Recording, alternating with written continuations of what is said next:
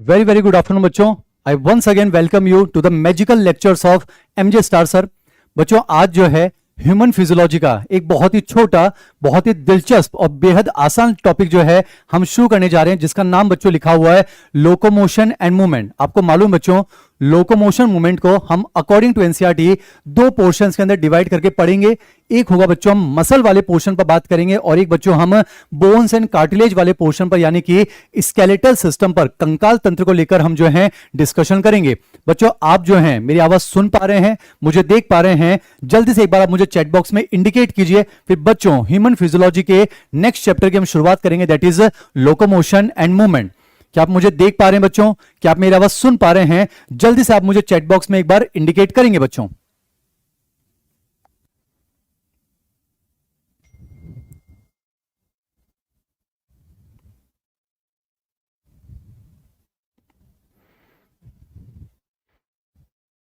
मैं उम्मीद करता हूं बच्चों आपका जो माइनर टेस्ट था वो अच्छा गया होगा। हमने जो है दो ही चैप्टर्स आपसे पूछे थे, neural control and coordination and chemical coordination and integration. तो उम्मीद करते हैं बच्चों टेस्ट आपका बढ़िया रहा होगा, आपने तैयारी अच्छे से की होगी और टेस्ट के माध्यम से आपका कॉन्फिडेंस जो है वो डेफिनेटली बूस्ट हुआ होगा। बच्चों मैं आपको थोड़ा समय देना चाह रहा हूं, पेपर को आप अच्छे से एनालाइज कर लीजिए, क्या हमने मिस्टेक्स किए हैं उनको आप एनालाइज कर लीजिए, और फिर बच्चों डेफिनेटली हम समय निकालकर टेस्ट पेपर को भी यहां पर डिस्कस जरूर करेंगे। तो बच्चों आज जो है ह्यूमन फिजियोलॉजी का एक दूसरा चैप्टर मैं आपके सामने पेश करने जा रहा हूं बच्चों, जिसका नाम है लोकोमोशन एंड मूवमेंट। अब बच्चों आप चैट बॉक्स से जल्दी से अपने आप को दूर कर लीजिए, और बच्चों ऑनलाइन को हम ऑफलाइन की तरह जो है आज लेक्चर डिस्कस करना चाहते हैं। अब ध्यान सुने बच्चों, बेहद इंपॉर्टेंट चीज मैं आपसे कहना चाह रहा हूं, लोकोमोशन एंड मूवमेंट चैप्टर, ये चैप्टर पढ़ने का मन करे ना बच्चों तो आपको सिर्फ और सिर्फ एक जगह से इसको पढ़ना चाहिए, दैट इज एनसीईआरटी। बच्चों मैं आपसे बहुत बड़ी बात कह रहा हूं, लोकोमोशन एंड मूवमेंट चैप्टर पढ़ने का मन करे तो इस चैप्टर को आप सिर्फ और सिर्फ कहां से पढ़ेंगे बच्चों? एनसीईआरटी। ऐसा मैं इसलिए कह रहा हूं बच्चों क्योंकि हम जो हैं मेन एग्जाम्स के पैटर्न को कई सालों से हम देख रहे हैं बच्चों। लोकोमोशन एंड मूवमेंट से मेन एग्जाम में जो क्वेश्चंस आते हैं वो आउट ऑफ एनसीईआरटी मूव नहीं करते बच्चों। तो किस चैप्टर में हमें कहां से पढ़ना है, कितना पढ़ना है, ये फैसला जो है बच्चों इररेस्पेक्टिव ऑफ एनी सब्जेक्ट आपको अपने टीचर्स पर छोड़ देना चाहिए बच्चों। तो मुझे ऐसा लगता है कि लोकोमोशन एंड मूवमेंट चैप्टर पढ़ने का मन करेगा तो इस चैप्टर को आप सिर्फ और सिर्फ कहां से पढ़ेंगे बच्चों? एनसीईआरटी से। इसीलिए बच्चों लोकोमोशन एंड मूवमेंट चैप्टर को मैं भी आपके सामने जो है सिर्फ और सिर्फ एनसीईआरटी से जो है डील करने जा रहा हूं, क्योंकि बच्चों हमें उतना नहीं पढ़ना है जितना पढ़ने में हमें मजा आए, हमें उतना पढ़ना चाहिए बच्चों जहां से मेन एग्जाम के क्वेश्चंस निकलते हैं। तो मैं फिर दोहराता हूं बच्चों, लोकोमोशन एंड मूवमेंट चैप्टर पढ़ना है तो इस चैप्टर को सिर्फ और सिर्फ आप कहां से पढ़ेंगे बच्चों? एनसीईआरटी से। क्योंकि बच्चों कई सालों का हम ट्रेंड देख रहे हैं, इस चैप्टर से जो नीट में क्वेश्चंस आ रहे हैं, जो एआईपीएमटी में क्वेश्चंस आ रहे हैं बच्चों, वो एनसीईआरटी के बियॉन्ड नहीं जाते हैं। बाकी बच्चों अनफॉर्चुनेटली अगर आउट ऑफ एनसीईआरटी कभी क्वेश्चन आ गया तो मान के चलिए वो क्वेश्चन सबके लिए अजीब हो जाएगा, सबके लिए नया हो जाएगा। तो बच्चों उस एक क्वेश्चन के चक्कर में जिसके अनफॉर्चुनेटली आने के चांसेस नेग्लिजिबल हैं, तो मुझे ऐसा लगता है कि इस चैप्टर को अननेसेसरली बच्चों आपको जो है एक्स्ट्रा नहीं पढ़ना चाहिए।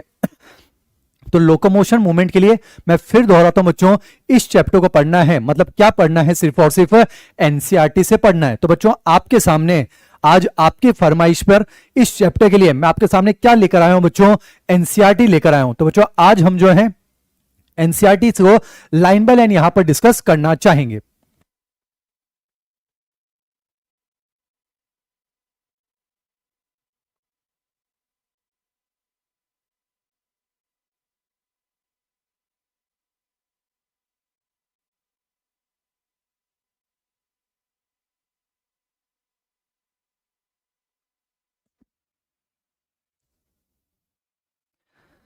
बच्चों मैं आपसे यह कहना चाह रहा हूं कि ह्यूमन फिजियोलॉजी में या फिर किसी भी चैप्टर में कहां से पढ़ना चाहिए वो आप अपने टीचर्स पर छोड़ दें बच्चों।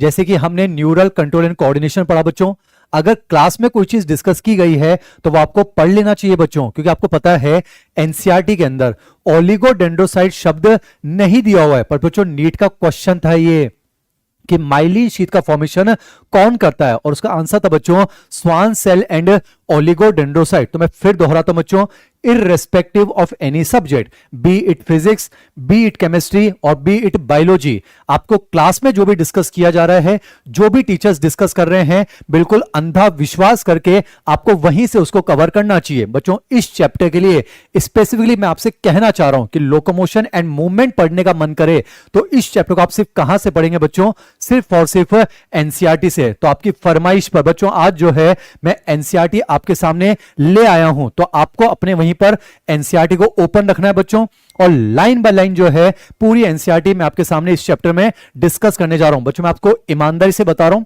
मुझे मेरे वो दिन याद है बच्चों जब मैंने पहली बार लोकोमोशन एंड मूवमेंट चैप्टर पढ़ाया था। बच्चों पर्सनली मुझे याद आते हैं वो दिन, मैंने 206 के 206 हड्डियों के नाम के मतलब बच्चों को बताए थे। मैंने ये भी बताया था ह्यूमरस को ह्यूमरस क्यों कहा जाता है, रेडियस को रेडियस क्यों कहते हैं, पटेला को पटेला क्यों कहा जाता है। बच्चों छोड़िए 206 के 206 हड्डियों के डायग्राम मैंने बोर्ड पर बनाए थे बच्चों, मैं आपको समझाना चाह रहा हूं, उसको समझें।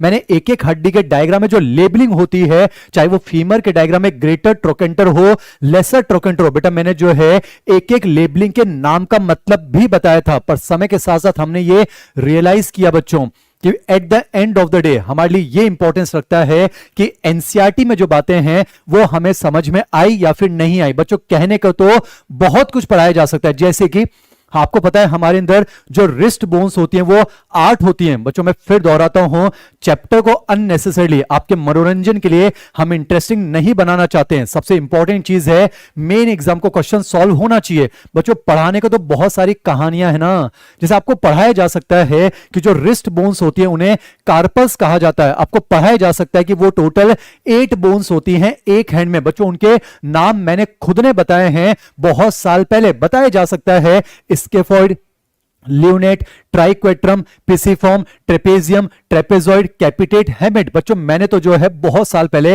एक एक के नाम के मतलब भी बताए थे कि हाँ बच्चों स्केफॉइड शब्द का मतलब होता है बोर्ड शेप, जैसे पिसिफॉर्म का मतलब होता है बहुत छोटी मटर के दाने की तरह समझाया जा सकता है कि हेमेट का मतलब जो है वो हुक शेप्ड होता है। बच्चों को पढ़ने में बहुत मजा आता है, बच्चों को हम पढ़ा देते हैं बेटा कार्पस बोन जो है जैसे कि scaphoid, लियोनेट, triquetrum, pisiform, trapezium, trapezoid, कैपिटेट, hamate. बच्चों आपकी मुस्कुराहट के लिए यहां पर मनोरंजन के लिए नहीं पढ़ाया जाएगा, मकसद है मुस्कुराहट आनी चाहिए जब नीट का क्वेश्चन सॉल्व होगा। बच्चों कहने को तो हम यहां पर आपको मिमोनिक्स बता सकते हैं ना, आपको बहुत मजा आएगा।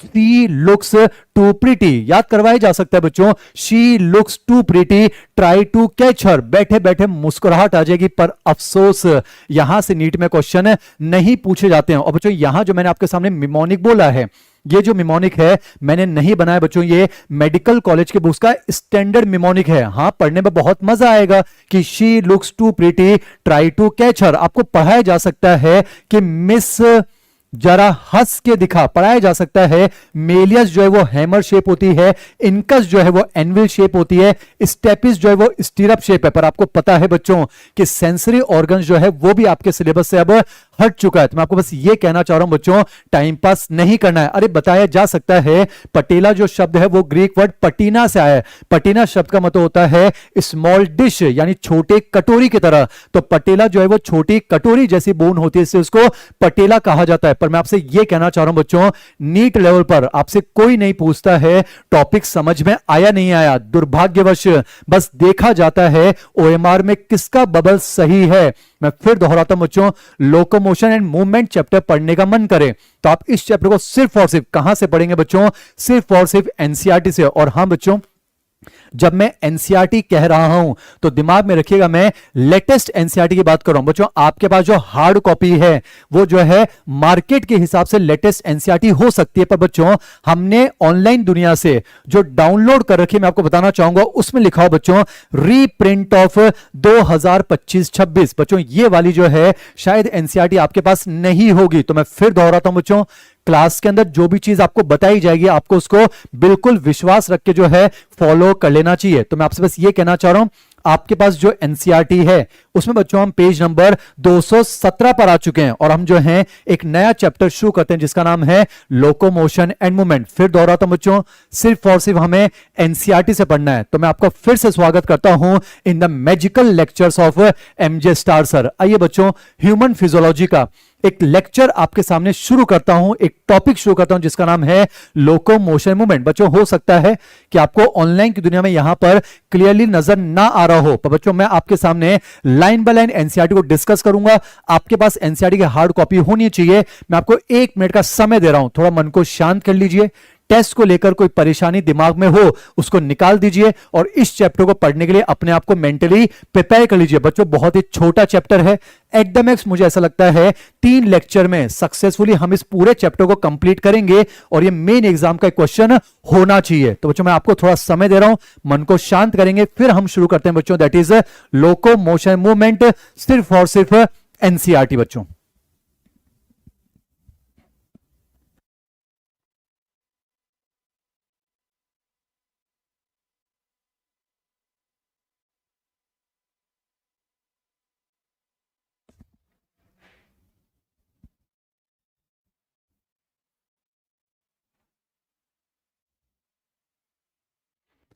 गुड आफ्टरनून बच्चों।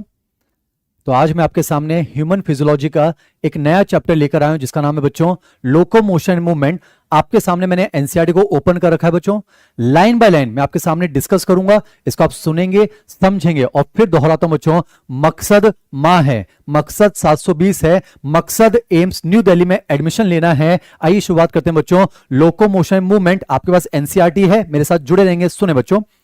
चैप्टर का नाम है बच्चों लोकोमोशन एंड मूवमेंट। चैप्टर का नाम है बच्चों लोकोमोशन मूवमेंट। पहले तो आम भाषा में इन 2 शब्दों को हम समझना चाहते हैं। विश्वास रखिए बच्चों, लाइन बाय लाइन एक एक स्टेटमेंट आपके सामने डिस्कस करूंगा, विश्वास रखना होगा। मिलकर तैयारी करते हैं। आइए शुरुआत करते हैं लोकोमोशन मूवमेंट। ध्यान सुनो बच्चों, 2 शब्द आते हैं, एक है बेटा जी लोकोमोशन और एक शब्द है मूवमेंट।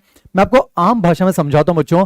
मूवमेंट का मतलब होता है हिलना डुलना। कोशिश करें क्लास में याद हो जाए, सिर्फ एनसीईआरटी पढ़ना चाहते हैं। आम भाषा में समझाता हूं बच्चों, मूवमेंट का मतलब होता है हिलना डुलना, पर कुछ इस तरह से हिलिए डुलिए कि आपकी पोजीशन चेंज हो जाए, आपका प्लेस चेंज हो जाए, आपकी लोकेशन चेंज हो जाए। तो उस तरह का हिलना डुलना, उस तरह का मूवमेंट क्या कहलाएगा? Locomotory movement. फिर से दोहराता हूं बच्चों, सिर्फ हिलना डुलना कहलाता है मूवमेंट।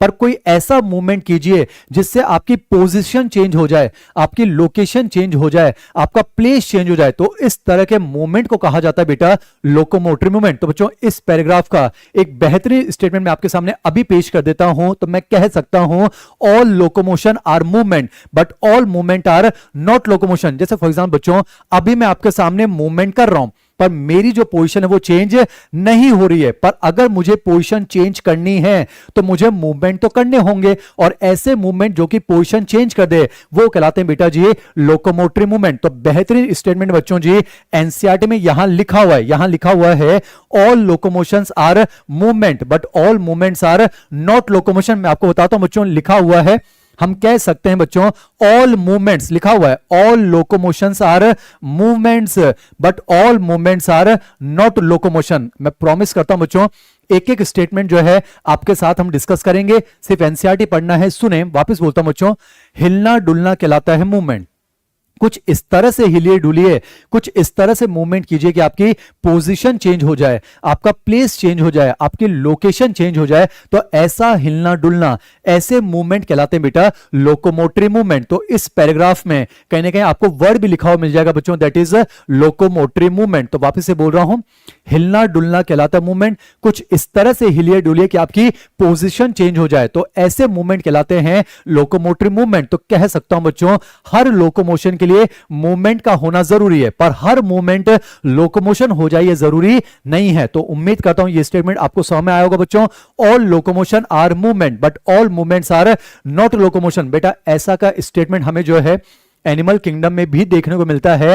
हाल फिलहाल में नीट का क्वेश्चन भी था, आपको याद होना चाहिए, all vertebrates are chordates but all chordates are not vertebrates. मैं कह सकता हूं बच्चों all NEET UG aspirants are not medical college student but all medical college students are NEET UG aspirants. तो वापस से दोहराता हूं बच्चों, हिलना डुलना कहलाता है मूवमेंट। कोशिश करेंगे क्लास में आपको याद होना चाहिए, समझे बच्चों, हिलना डुलना कहलाता है movement.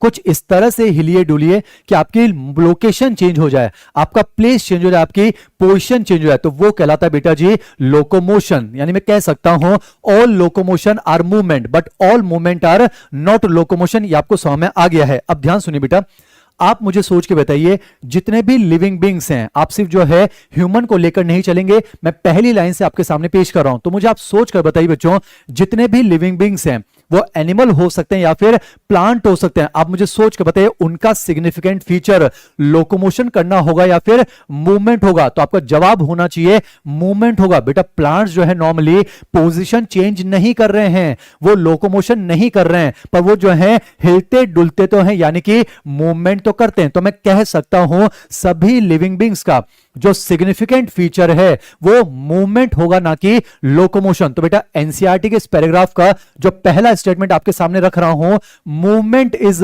One of the significant feature of living beings. एक एक लाइन समझाऊंगा बच्चों, ध्यान सुनिए। तो हम कह सकते हैं सभी लिविंग बींग्स का सिग्निफिकेंट फीचर लोकोमोशन हो, ये जरूरी नहीं है, क्योंकि बच्चों मोस्टली प्लांट्स जो है वो मूवमेंट शो करते हैं, ना कि लोकोमोशन। वापस से बोल रहा हूं बच्चों, हिलना डुलना कहलाता है मूवमेंट। कुछ इस तरह से हिलिए डुलिए कि आपकी पोजीशन चेंज हो जाए, वो कहलाएगा लोकोमोशन। और प्लांट्स नॉर्मली अपने प्लेस को, अपने लोकेशन को, अपनी पोजीशन को चेंज नहीं करते हैं, पर वो एक ही पोजीशन पर रहकर बच्चों हिलते डुलते तो हैं, यानी कि मूवमेंट तो करते हैं। तो मैं कह सकता हूं एनसीईआरटी का statement, movement is one of the significant feature of all the living beings. तो आपको समझ में आएगा बच्चों, पहली लाइन से पेश करता हूं, किसी भी लिविंग बींग में अगर हम देखा जाए तो उसका जो सिग्निफिकेंट फीचर है बच्चों वो मूवमेंट होगा। अब एनसीईआरटी क्या लिखती है, एनिमल्स और प्लांट्स जो है बच्चों, animals and plants exhibit a wide range of movement. फिर दोहराता हूं बच्चों, किसी भी एनिमल और प्लांट की अगर हम बात करें बच्चों, अगर हम सभी लिविंग्स की बात करें, सभी लिविंग बींग्स की बात करें, तो मूवमेंट करना उनका जो है एक सिग्निफिकेंट फीचर है। पर कुछ के अंदर ऐसे मूवमेंट होते हैं जिससे पोजीशन चेंज हो जाती है। तो हर लिविंग बींग में लोकोमोशन होना ये कंपलसरी नहीं है, पर उसमें क्या देखने को मिलेगा बेटा, मूवमेंट देखने को मिलेगा। तो एनसीईआरटी की पहली लाइन आपको समझ में आ गई है, यानी सभी लिविंग बींग्स का जो सिग्निफिकेंट फीचर है बेटा वो मूवमेंट करना होता है, ना कि लोकोमोशन। अब एनसीईआरटी आगे क्या लिखती है बच्चों, कि जितने भी लिविंग बींग्स हैं जैसे कि प्लांट्स और एनिमल बेटा, वो अलग अलग वेराइटी ऑफ मूवमेंट्स परफॉर्म करते हैं। जैसे मैं आपको सुना देता हूं, जैसे कि एनसीईआरटी जो है यूनिसेलुलर ऑर्गेनिज्म की बात करें बच्चों, जैसे अमीबा। आपको पता है अमीबा क्या है बेटा, एक सेल ऑर्गेनिज्म ही तो है। अब समझें उसके अंदर भी तो मूवमेंट होता है। एक्चुअली में क्या होता है बेटा, जो यूनिसेलुलर ऑर्गेनिज्म होते हैं उनका जो प्रोटोप्लाज्म होता है वो सेल के अंदर जो है मूव करता है, उसे कहा जाता है प्रोटोप्लाज्मिक स्ट्रीमिंग। एनसीईआरटी क्या कह रही है बच्चों, जितने भी लिविंग बींग्स हैं, कोशिश करें क्लास में याद हो जाए बच्चों, जितने भी लिविंग बींग्स हैं उनका जो सिग्निफिकेंट फीचर है वो मूवमेंट है, ना कि लोकोमोशन। फिर एनसीईआरटी ये कह रही है प्लांट्स और एनिमल्स जो हैं वो अलग अलग टाइप के मूवमेंट परफॉर्म करते हैं। अब एनसीईआरटी ने कुछ चुनिंदा एग्जांपल लिखे हैं। जैसे एनसीईआरटी लिखती है जो यूनिसेलुलर ऑर्गेनिज्म होते हैं, फॉर एग्जांपल अमीबा, उनके अंदर बेटा जो प्रोटोप्लाज्म होता है वो सेल के अंदर गोल गोल घूमता है। तो एनसीईआरटी लिखती है जैसे कि अमीबा जो है बेटा एक यूनिसेलुलर ऑर्गेनिज्म है, उनके अंदर बेटा जो स्ट्रीमिंग ऑफ प्रोटोप्लाज्म है ये बहुत ही सिंपल टाइप का मूवमेंट देखने को मिलेगा। फिर एनसीईआरटी ये भी लिखती है कि कुछ ऑर्गेनिजम्स के अंदर बेटा सीलिया का मूवमेंट देखने को मिलता है, कुछ के अंदर जो है फ्लैजिला का मूवमेंट देखने को मिलता है, कुछ के अंदर जो बच्चों टेंटिकल्स का मूवमेंट देखने को मिलता है। एनसीईआरटी आपके पास होनी चाहिए, मैं लाइन बाय लाइन आपके सामने पेश कर रहा हूं बच्चों, बहुत मेहनत करेंगे, मिलकर मां तक जाना है। तो एनसीईआरटी लिखती है कुछ एनिमल्स के अंदर जो है आपको सीलिया का मूवमेंट देखने को मिलेगा, फ्लैजिला का मूवमेंट देखने को मिलेगा, टेंटिकल्स का मूवमेंट देखने को मिलता है कुछ ऑर्गेनिज्म है। फिर एनसीईआरटी बच्चों ह्यूमन बींग्स के बारे में भी तो लिखती है, जैसे कि ह्यूमन बींग्स के अंदर बच्चों हमें लिम्स का मूवमेंट देखने को मिलता है, फोर लिम्स और हैंड लिम आपको समझ में आता है बच्चों। ह्यूमन बींग्स के अंदर हमें लिम्स का मूवमेंट देखने को मिलता है, हमें अपना जो लोअर जो है उसका मूवमेंट देखने को मिलता है, हमें जो है बेटा यहां पर टंग का मूवमेंट देखने को मिलता है, हमें जो है आईलिड्स का मूवमेंट देखने को मिलता है। तो एनसीईआरटी आपको एग्जांपल्स बता रही है बच्चों। तो एनसीईआरटी लिखती है ह्यूमन बींग्स जो है वो अपने लिम्स को मूव कर सकते हैं, जॉस को मूव कर सकते हैं, आईलिड्स को मूव कर सकते हैं, टंग को मूव कर सकते हैं और एटसेट्रा। अब समझे बच्चों, एनसीईआरटी ये कह रही है कुछ मूवमेंट्स ऐसे होते हैं, जैसे फॉर एग्जांपल बच्चों मैं अपने हाइंड लिम्ब की बात करूं, मान लेते हैं अभी मैं हाइंड लिम्ब को मूव कर रहा हूं, पर समझो इन मूवमेंट की वजह से मैं अपनी पोजीशन भी तो चेंज कर सकता हूं। तो ऐसे वॉलेंट्री मूवमेंट जो आपकी पोजीशन चेंज करवा दे, जो लोकोमोशन करवा दे, such voluntary movements are known as locomotory movement. बच्चों एनसीईआरटी लिखती है कि ऐसे मूवमेंट्स, सच वॉलेंट्री मूवमेंट्स जो कि आपकी पोजीशन चेंज करवा दे, चेंज ऑफ प्लेस और लोकोमोशन, वो कहलाते हैं लोकोमोशन लोकोमोशन, जैसे बेटा वॉकिंग करना, जैसे कि रनिंग करना, जैसे क्लाइंबिंग करना,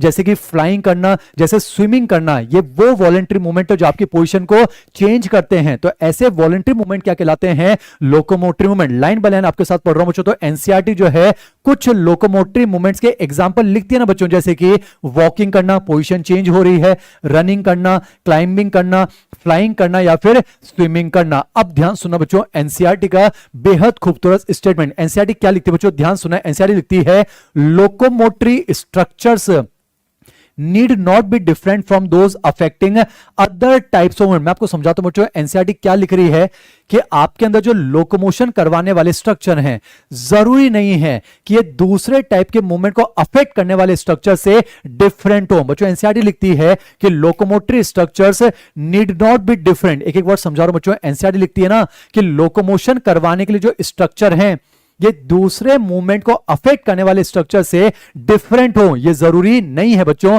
आपके लोकोमोशन करवाने वाले स्ट्रक्चर और जो आपके बाकी मूवमेंट्स को अफेक्ट करवाने वाले स्ट्रक्चर हैं वो सेम भी हो सकते हैं, यानी जरूरी नहीं है कि वो स्ट्रक्चर्स डिफरेंट हो। जैसे बेटा मैं आपको एग्जांपल समझाता हूं, जैसे कि हम अपने हाइंड लिम्स की बात करें। लिखा हो बच्चों, आपको वीडियो में मेरे हाइंड लिम्स नहीं दिख रहे होंगे, मैं पैर की बात कर रहा हूं। अब समझो बच्चों, इन्हीं हाइंड लिम्स की मदद से मैं जो है इस तरह से एक ही जगह पर जो है बैठ सकता हूं। तो आपने देखा बेटा, इन्हीं हाइंड लिम्ब की मदद से मैं अपने पोस्चर को जो है चेंज कर रहा हूं। बेटा मैं स्टैंडिंग पोजीशन से सिटिंग पोस्चर में आ रहा हूं, यानी ये मूवमेंट है।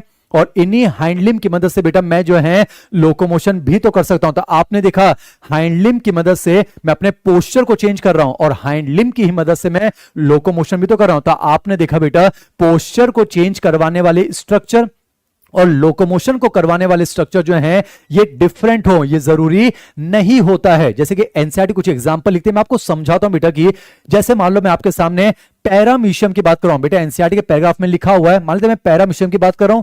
आपको पता है बेटा, पैरामीशियम जो वो एक सीलिएटेड प्रोटोजोआ होता है। ये ऐसा प्रोटोजोआ है जिसकी बॉडी पर हमें जो है सीलिया देखने को मिलते हैं। सिर्फ और सिर्फ एनसीईआरटी पढ़ा रहा हूं। अब आपको पता है बच्चों, पैरामीशियम में इसे कहा जाता है साइटोफेरिंक्स। ये जो है ये माउथ की तरह काम करता है। अब समझो, मान लो यहां पर इसका फूड है, तो समझो बेटा पैरामीशियम में जो सीलिया है ये कहीं ना कहीं फूड को साइटोफेरिंक्स से अंदर मूव करने में हेल्प कर रहे हैं। तो आपने देखा बेटा, सीलिया की ही मदद से एक तो फूड का मूवमेंट हो रहा है और इन्हीं सीलिया की मदद से ये समंदर के अंदर अपनी पोजीशन चेंज करता है, यानी लोकोमोशन भी तो करता है। तो आपने देखा, एक तो फूड का मूवमेंट करवाना हो चाहे लोकोमोशन करवाना हो, दोनों के लिए जो स्ट्रक्चर है उनका डिफरेंट होना जरूरी नहीं है। जैसे मैं आपको समझाता हूं बच्चों, एनसीईआरटी जो है हाइड्रा के बारे में बात लिखते हैं। सिर्फ और सिर्फ एनसीईआरटी पढ़ा रहा हूं बच्चों। जैसे आपको बताया है, हाइड्रा में टेंटिकल्स होते हैं।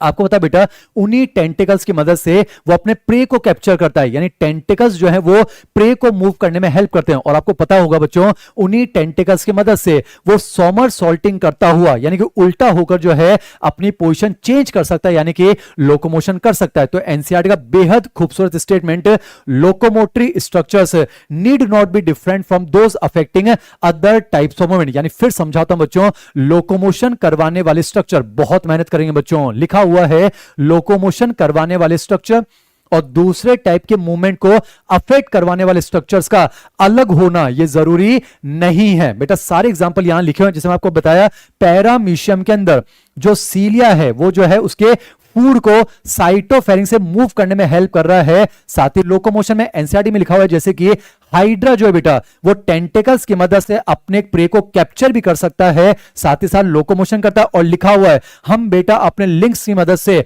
अपने बॉडी के पोस्चर को चेंज कर सकते हैं, साथ ही साथ हम लोकोमोशन भी तो कर सकते हैं। यानी ये बातें ये बता रही हैं कि आप लोकोमोशन मूवमेंट को डिफरेंटली स्टडी नहीं कर सकते। बेटा लोकोमोशन मूवमेंट जब वो एक दूसरे से रिलेटेड हैं, अरे सोचो, अगर लोकोमोशन वाले स्ट्रक्चर बिल्कुल अलग होते और दूसरे मूवमेंट करवाने वाले स्ट्रक्चर बिल्कुल अलग होते तो शायद आप उन दोनों को अलग अलग पढ़ सकते थे। पर एनसीईआरटी कह रही है ना बेटा, आपने देखा लोकोमोशन करवाने वाले स्ट्रक्चर और दूसरे टाइप के मूवमेंट को अफेक्ट करने वाले स्ट्रक्चर का अलग होना जरूरी नहीं है। तभी तो एनसीईआरटी कहती है, इसी ऑब्जर्वेशन को आधार बनाकर हम कह सकते हैं कि लोकोमोशन मूवमेंट को सेपरेटली पढ़ना पॉसिबल नहीं है। बेटा यहां लिखा हुआ, इसीलिए तो the above observation suggest that movement and locomotion can not be studied separately. Completely. तो आपको यहां पर इस समझ में आ चुका है all locomotions are movements but all movements are not locomotion. बच्चों आपकी ख्वाहिश पर पूरी एनसीईआरटी आपके सामने रखी है, एमजे स्टार सर ने लाइन बाय लाइन आपके सामने डिस्कस कर रहा हूं। तो बच्चों लोकोमोशन मूवमेंट का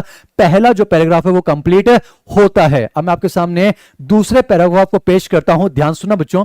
जैसे कि एनसीईआरटी क्या लिखती है, ध्यान सुना। एनसीईआरटी लिखती है methods of locomotion perform by animal very with their habitats and the demand of the situation. बेटा एग्जाम में सवाल आ सकता है ना, सिर्फ और सिर्फ एनसीईआरटी पढ़नी है पर ढंग से पढ़नी है। बेटा सवाल आ सकता है कि कोई भी एनिमल कौन सा मेथड ऑफ लोकोमोशन यूज करेगा, वो किन दो फैक्टर्स पर डिपेंड करेगा। तो आंसर जा सकता है वो उस एनिमल की हैबिटेट पर डिपेंड करेगा और सिचुएशन की डिमांड पर। जैसे मैं आपको समझाता हूं बच्चों, अभी हमारा टेरेस्ट्रियल हैबिटेट चल रहा है, तो अभी मैं आपके सामने जो लोकोमोशन का मेथड यूज कर रहा हूं वो क्या है बच्चों, मैं वॉकिंग कर रहा हूं या फिर मैं रनिंग कर सकता हूं। पर समझिए जैसे हमारा हैबिटेट बदलेगा, एनसीईआरटी समझा रहा हूं, कल को मान लेते हैं बच्चों हम एक्वेटिक हैबिटेट में आएंगे, तो समझे बेटा पानी के ऊपर ना तो आप चल सकेंगे ना ही आप भाग सकेंगे। तो उस समय आपका जो लोकोमोशन का मेथड है बेटा वो स्विमिंग हो जाएगा। एनसीईआरटी समझा रहा हूं। तो आपने देखा हम जो है रनिंग करेंगे, वॉकिंग करेंगे या फिर स्विमिंग करेंगे, ये चीज हमारे हैबिटेट पर डिपेंड करती है। फिर एनसीईआरटी ये भी तो कर रही है बच्चों कि हम कौन सा मेथड ऑफ लोकोमोशन यूज करेंगे वो सिचुएशन की डिमांड पर। जैसे फॉर एग्जांपल अभी सब कुछ नॉर्मल चल रहा है, तो अभी मैं आपके सामने बच्चों जो है नॉर्मल वॉकिंग वाला मेथड यूज कर रहा हूं। पर याद कीजिए नर्वस के वो दिन आपने मेरे पीछे जर्मन शेफर्ड दौड़ाया था, मुस्कुराहट होनी चाहिए। अब समझिए बेटा सिचुएशन की डिमांड क्या कहती है कि उस समय अब वॉकिंग से काम नहीं चलेगा, मुझे रनिंग करनी होगी। तो आपने देखा पहले मैं वॉकिंग कर रहा था, पर जैसे सिचुएशन की डिमांड बदली मैं यहां पर रनिंग करने लगा हूं। तो आपको एनसीईआरटी समझ में आनी चाहिए, कोई भी एनिमल कौन सा मेथड ऑफ लोकोमोशन यूज करेगा वो उसकी हैबिटेट पर भी डिपेंड करता है और सिचुएशन की डिमांड पर डिपेंड करता है। पर अगर इन जनरल आपसे पूछा जाए कि कोई भी एनिमल लोकोमोशन क्यों करता है, तो यहां पर वो सारे पॉइंट लिखे हुए हैं। बेटा मैं कुछ आपको बता चुका हूं, जैसे कि जो एनिमल है वो लोकोमोशन क्यों करता है। जनरली बेटा या तो फूड की सर्च के लिए कर सकता है, जैसे फॉर एग्जांपल जो गाय होती है बेटा वो जो है रोटी की सर्च में वो जो है लोकोमोशन कर रही है। सिर्फ एग्जांपल समझा रहा हूं। नॉर्मली कोई ऑर्गेनिज्म लोकोमोशन क्यों करता है बच्चों, या तो भोजन की तलाश में कर सकता है या फिर वो शेल्टर की तलाश में कर सकता है, सुइटेबल मेटिंग पार्टनर के लिए कर सकता है। बेटा यहां पर यह भी लिखा हुआ है सुइटेबल ब्रीडिंग ग्राउंड्स। मैं आपको समझाता हूं इसका मतलब बच्चों, इसका मतलब कोई भी एनिमल जो है वो अपना जो सुइटेबल मेटिंग ग्राउंड है, यहां ग्राउंड का मतलब टेरेस्ट्रियल नहीं बच्चों, कहां पर उसको मेटिंग करनी है उस ग्राउंड को ढूंढने के लिए लोकोमोशन कर सकता है। जैसे आप एनसीईआरटी को समझिए बच्चों, जैसे आपको बताया जो फ्रॉग है नॉर्मली बेटा वो टेरेस्ट्रियल कंडीशन में रहता है यानी लैंड पर जैसे रिप्रोडक्शन की बात आती है उसको जो है बेटा पानी में लौटकर जाना पड़ता है। तो आपने देखा रिप्रोडक्शन के टाइम पर उसका जो सुइटेबल मेटिंग ग्राउंड है बेटा वो वाटर है, तो उस समय वो जो है लैंड से वाटर की तरफ मूवमेंट शो करता है यानी कि लोकोमोशन करता है। फिर ये भी लिखा हो बेटा जैसे कि फेवरेबल क्लाइमेटिक कंडीशन को ढूंढना हो या फिर अपने दुश्मनों से या प्रेडेटर से बचना हो, तो उस केस में एनिमल जो है वो लोकोमोशन कर सकता है। तो यहां पर एनसीईआरटी के दो पैराग्राफ आपके सामने कंप्लीट होते हैं बच्चों। मैं आपको 15 से 20 सेकंड का समय दे रहा हूं, एनसीईआरटी के दोनों पैराग्राफ से जल्दी से बच्चों आप एक बार गो थ्रू कर लीजिए। सिर्फ और सिर्फ एनसीईआरटी पढ़नी है, एक एक चीज आपको ईमानदारी से पढ़ाएंगे बच्चों।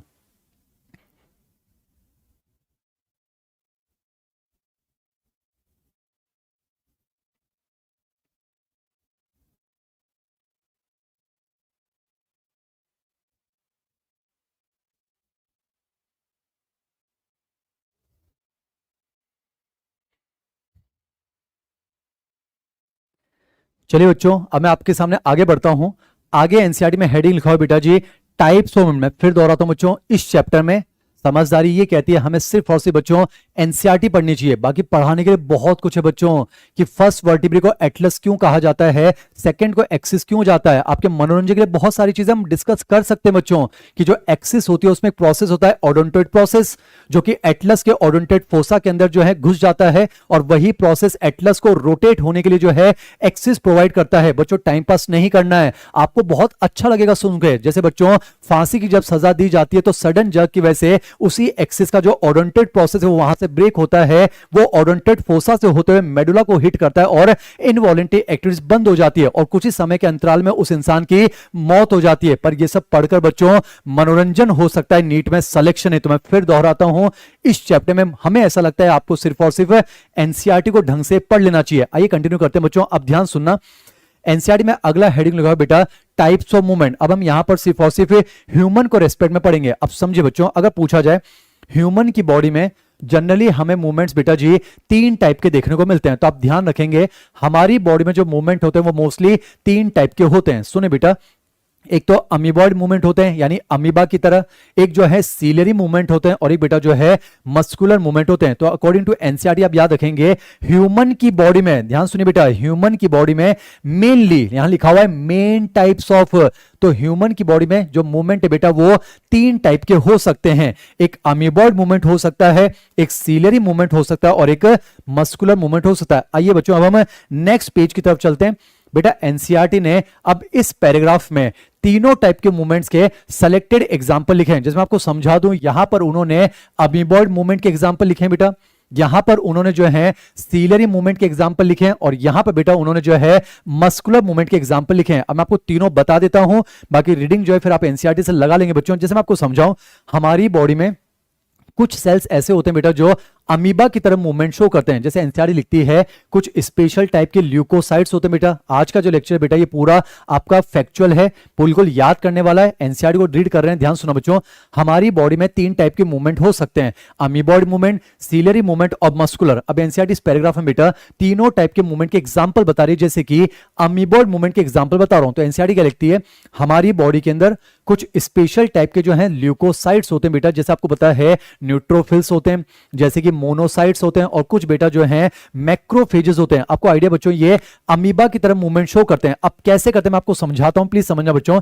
जैसे मान लेते हैं ये आपके सामने कोई मैक्रोफेज है, आपको पता है बेटा इनके अंदर जो प्रोटोप्लाज्म होता है, जो साइटोप्लाज्म होता है वो इस तरह से गोल गोल घूमता है। इसी को बेटा साइक्लोसिस कहा जाता है, इसी को जो है प्रोटोप्लाज्मिक स्ट्रीमिंग कहा जाता है। अब जो क्या होता है बेटा, इसी प्रोटोप्लाज्म के धक्के की वजह से जो प्लाज्मा मेम्ब्रेन है वो एक्सटेंड होकर ऐसे जो है फॉल्स फुट लाइक स्ट्रक्चर बनाती है, जिन्हें सूडोपोडिया कहा जाता है। अब समझे बेटा, इस पैराग्राफ में कहीं ना कहीं सूडोपोडिया शब्द लिखा हुआ है। मैं आपको समझाता हूं बेटा, सूडोपोडिया का फॉर्मेशन होता है। पर एनसीईआरटी क्या लिखती है बच्चों, एनसीईआरटी कहती है अमीबॉइड मूवमेंट के अंदर कुछ साइटोस्केलेटल एलिमेंट्स भी होते हैं, जैसे कि microfilaments, these are also involved in amoeboid movement. मैं आपको समझाता हूं बेटा, इस अमीबॉइड मूवमेंट में साइटोस्केलेटल एलिमेंट्स काम करते हैं बेटा। समझे, ऐसे एलिमेंट्स जो सेल का स्केलेटन बनाते हैं, जैसे आपने नाम सुना होगा बच्चों, माइक्रोफिलामेंट्स हो सकते हैं, माइक्रोट्यूब्यूल होते हैं। मैं आपको रीजन समझाता हूं बच्चों। आपने देखा सूडोपोडिया तो बन चुका है, पर वो जो माइक्रोफिलामेंट्स होते हैं वो इस तरह से इन सूडोपोडिया को फिजिकल स्टेबिलिटी देते हैं। क्योंकि बेटा समझें, ये स्ट्रक्चर स्टेबल होनी चाहिए, क्योंकि फिर इन्हीं के फोर्स से उस सेल को आगे अमीबा की तरह मूवमेंट शो करना है। तो ध्यान रखेंगे, हमारी बॉडी के अंदर कुछ स्पेशल टाइप के सेल होते हैं, जैसे कि मोनोसाइट्स हो सकते हैं, न्यूट्रोफिल्स हो सकते हैं, मैक्रोफेजेस होते हैं, जो कि बेटा प्रोटोप्लाज्मिक स्ट्रीमिंग की मदद से एक तो सूडोपोडिया बनाते हैं और कुछ साइटोस्केलेटल एलिमेंट्स होते हैं, जैसे कि माइक्रोफिलामेंट्स, वो जो हैं इस तरह के मूवमेंट में इन्वॉल्व होते हैं। चलिए आगे बात करते हैं बच्चों। फिर एनसीईआरटी लिखती है हमारी बॉडी में सीलिया का मूवमेंट भी तो देखने को मिलता है। वेरी इंपॉर्टेंट बच्चों, सीलिया हमारी बॉडी में मोस्टली जो इंटरनल होलो ऑर्गन्स होते हैं उनकी वॉल में पाई जाते हैं। जैसे एनसीईआरटी इस पैराग्राफ में बेटा जी 2 ऑर्गन्स के बारे में लिखती है, जैसे कि एक तो जो हमारा रिप्रोडक्टिव ट्रैक्ट होता है, जैसे आपको पता है बेटा फैलोपियन ट्यूब की वॉल में सीलिया पाए जाते हैं। जो हमारा रेस्पिरेटरी ट्रैक्ट होता है उसकी वॉल में सीलिया मिलते हैं। अब आपको पता है बच्चों, दोनों जगह सीलिया मूवमेंट शो करते हैं और रिप्रोडक्टिव ट्रैक्ट में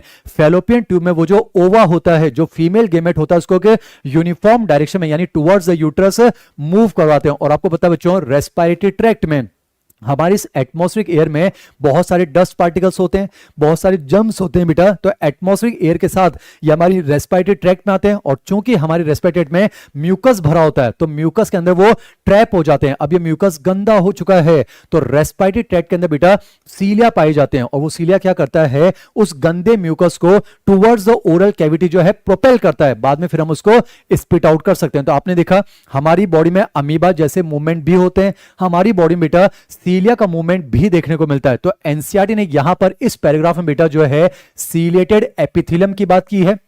जैसे कि बेटा ट्रैकिया के अंदर जो है वो डस्ट पार्टिकल को रिमूव करने में हेल्प करेगा।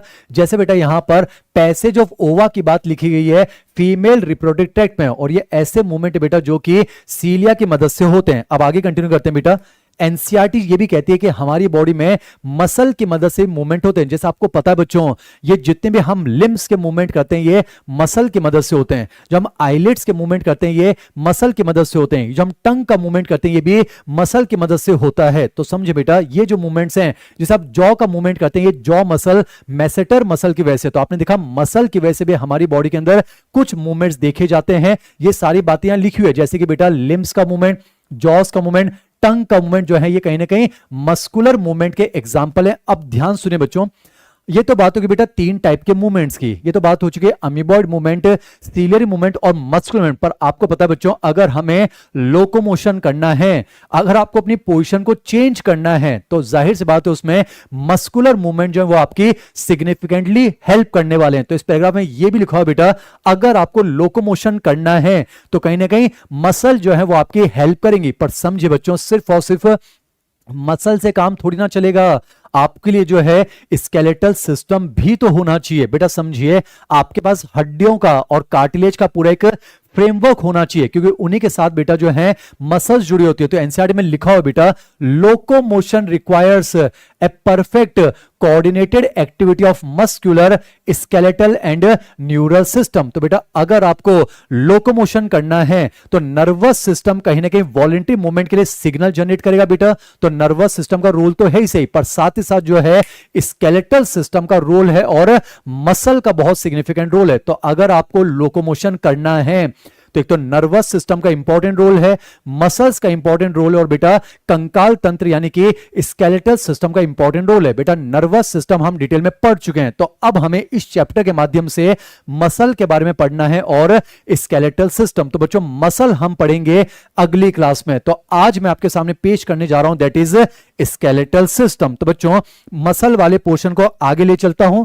अब मैं आपके सामने पेश करने जा रहा हूं दैट इज स्केलेटल सिस्टम, और कोशिश करेंगे बेटा एक लेक्चर के अंदर स्केलेटल सिस्टम कंप्लीट हो जाना चाहिए। और बच्चों हो जाएगा, एनसीईआरटी के एक एक स्टेटमेंट के साथ हो जाएगा, सिर्फ एनसीईआरटी आपको पढ़नी चाहिए। तो वापस से बोलता हूं, all locomotions are movement but all movement are not locomotion. हमारी बॉडी में बेटा तीन टाइप के मूवमेंट देखने को मिलते हैं, अमीबॉइड मूवमेंट होते हैं, सीलियरी मूवमेंट होते हैं, और बेटा जी मस्कुलर मूवमेंट होते हैं। पर अगर आपको लोकोमोशन करना है तो उसमें बेटा नर्वस सिस्टम का रोल है, मसल का इंपॉर्टेंट रोल है और स्केलेटल सिस्टम का। तो बच्चों इस चैप्टर के माध्यम से हम मसल पढ़ेंगे अगली क्लास में, वो समझने वाला पोर्शन होगा। पर आज बच्चों हम जो है याद करने वाले पोर्शन को कंप्लीट करना चाह रहे हैं only according to NCERT that is skeletal system. तो आइए शुरुआत करता हूं स्केलेटल सिस्टम यानी कि कंकाल तंत्र। अब सुनिए बेटा, जैसे बच्चा स्केलेटल सिस्टम सुनता है दिमाग में बस इतना आता है कि सर 206 हड्डियां होती है। नहीं बच्चों, स्केलेटल सिस्टम में सिर्फ बोन को इंक्लूड नहीं करना है। ध्यान रखेंगे स्केलेटल सिस्टम में 206 हड्डियां तो हैं ही बच्चों, पर उनके साथ में कुछ कार्टिलेजेस को भी आपको इंक्लूड करना है। यानी ध्यान रखें बच्चों, गलती ना हो जाए। अगर आपसे पूछा जाए मानव के कंकाल तंत्र में, ह्यूमन के स्केलेटल में क्या क्या सम्मिलित है, तो आप क्या कहेंगे?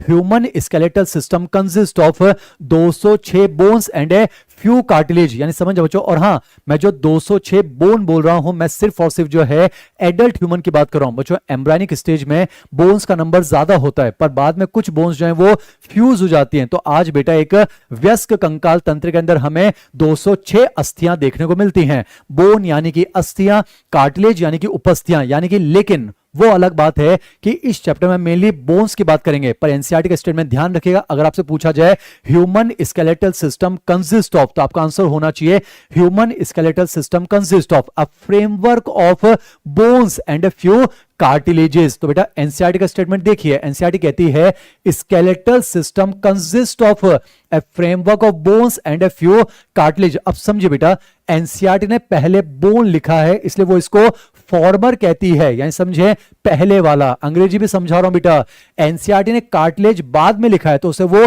लेटर कहती है। देखिए यहां पर जो है लेटर वर्ड यूज किया गया है और फॉर्मर वर्ड यूज किया है। वापस बोल रहा हूं बच्चों, एनसीईआरटी क्या लिखती है? Human skeletal system consist of 206 bones and a few cartilage. अब बेटा एनसीईआरटी ने पहले बोन लिखा है इसलिए उसे फॉर्मर कह रही है, कार्टिलेज बाद में लिखा है इसलिए उसे लेटर कह रही है। अब यहां कुछ बातें बच्चों ये आपको पता होनी चाहिए, बोन्स और कार्टिलेज जो है बेटा ये स्पेशल टाइप के कनेक्टिव टिश्यू है। आपको पता होगा बोन की मैट्रिक्स में अगर देखा जाए बच्चों वहां पर कैल्शियम सॉल्ट ज्यादा देखने को मिलते हैं, इसलिए बोन की मैट्रिक्स बेटा जो है वो हार्ड हो जाती है और नॉन प्लायबल होती है। जबकि अगर हम कार्टिलेज की बात करें एज कंपेयर टू बोन, बेटा वहां पर कॉन्ड्रोइटिन सॉल्ट्स होते हैं, तो इसलिए बेटा कार्टिलेज की जो मैट्रिक्स है वो बोन की तुलना में जो है सॉफ्ट होती है, इसलिए बेटा कार्टिलेज की मैट्रिक्स को प्लायबल कहा जाता है। प्लायबल का मतलब होता है बेटा मोरोडेबल। जैसे आपको पता है बेटा ये हमारा ईयर पिना इलास्टिक कार्टिलेज है, तो कार्टिलेज जो होता है वो मोरोडेबल स्ट्रक्चर होता है यानी कि प्लायबल होता है। तो ये बातें यहां पर लिखी हुई हैं, आप चेक कर सकते हैं बेटा। Bone and cartilage are specialised connective tissue, फिर लिखा हुआ है द फॉर्मर यानी bone, the bone has a very hard matrix due to calcium salt in it, जबकि लेटर यानी कार्टिलेज के अंदर स्लाइटली प्लायबल मैट्रिक्स होती है ड्यू टू कॉन्ड्रोइटिन 6 सल्फेट या फिर कॉन्ड्रोइटिन सॉल्ट। वापस से बोल रहा हूं बच्चों, अगर हमें लोकोमोशन करना है तो नर्वस सिस्टम का इंपॉर्टेंट रोल है, मसल्स का इंपॉर्टेंट रोल है और स्केलेटल सिस्टम का। नर्वस सिस्टम हम पढ़ चुके हैं बच्चों, मसल हम अगली क्लास में पढ़ेंगे, तो आज हम पढ़ना चाह रहे हैं सिर्फ और सिर्फ स्केलेटल सिस्टम। तो पहली लाइन ध्यान रखेंगे, human skeletal system consist of bones and a few cartilages. ध्यान रखेंगे चाहे बोन हो अस्थि, चाहे कार्टिलेज हो उपास्थि, बेटा दोनों जो है वो स्पेशलाइज्ड कनेक्टिव टिश्यू हैं, पर जो बोन है यहां मैट्रिक्स हार्ड होती है ड्यू टू कैल्शियम सॉल्ट, लेकिन जो कार्टिलेज है ये बोन की तुलना में थोड़ा सॉफ्ट हो जाता है क्योंकि यहां पर हमें कॉन्ड्रोइटिन सॉल्ट्स देखने को मिलते हैं। तो बोन के मैट्रिक्स नॉन प्लायबल बेटा जी, नॉन मरोडेबल, लेकिन कार्टिलेज जो है वो एक प्लायबल मैट्रिक्स रखता है यानी कि मरोडेबल मैट्रिक्स रखता है। तो यहां पर बेटा ये सारी बातें हो चुकी है। अब आज इस चैप्टर के अंदर स्केलेटल सिस्टम के अंदर हम सिर्फ और सिर्फ बेटा जी एडल्ट ह्यूमन स्केलेटन पढ़ेंगे, जिसके अंदर टोटल 206 हड्डियां मिलती है। तो बेटा मैं आपके सामने पहले एक कंक्लूजन लिखने जा रहा हूं, तो इस कंक्लूजन को थोड़ा आप ध्यान से सुनिएगा। उसके बाद तो बच्चों बस एनसीईआरटी के स्टेटमेंट जो हैं वो पढ़कर मुझे आपको सुनाने, तो इस कंक्लूजन को ध्यान से सुनिएगा। आइए शुरुआत करते हैं बेटा ह्यूमन स्केलेटन के बारे में। आइए शुरुआत करते हैं ह्यूमन स्केलेटन।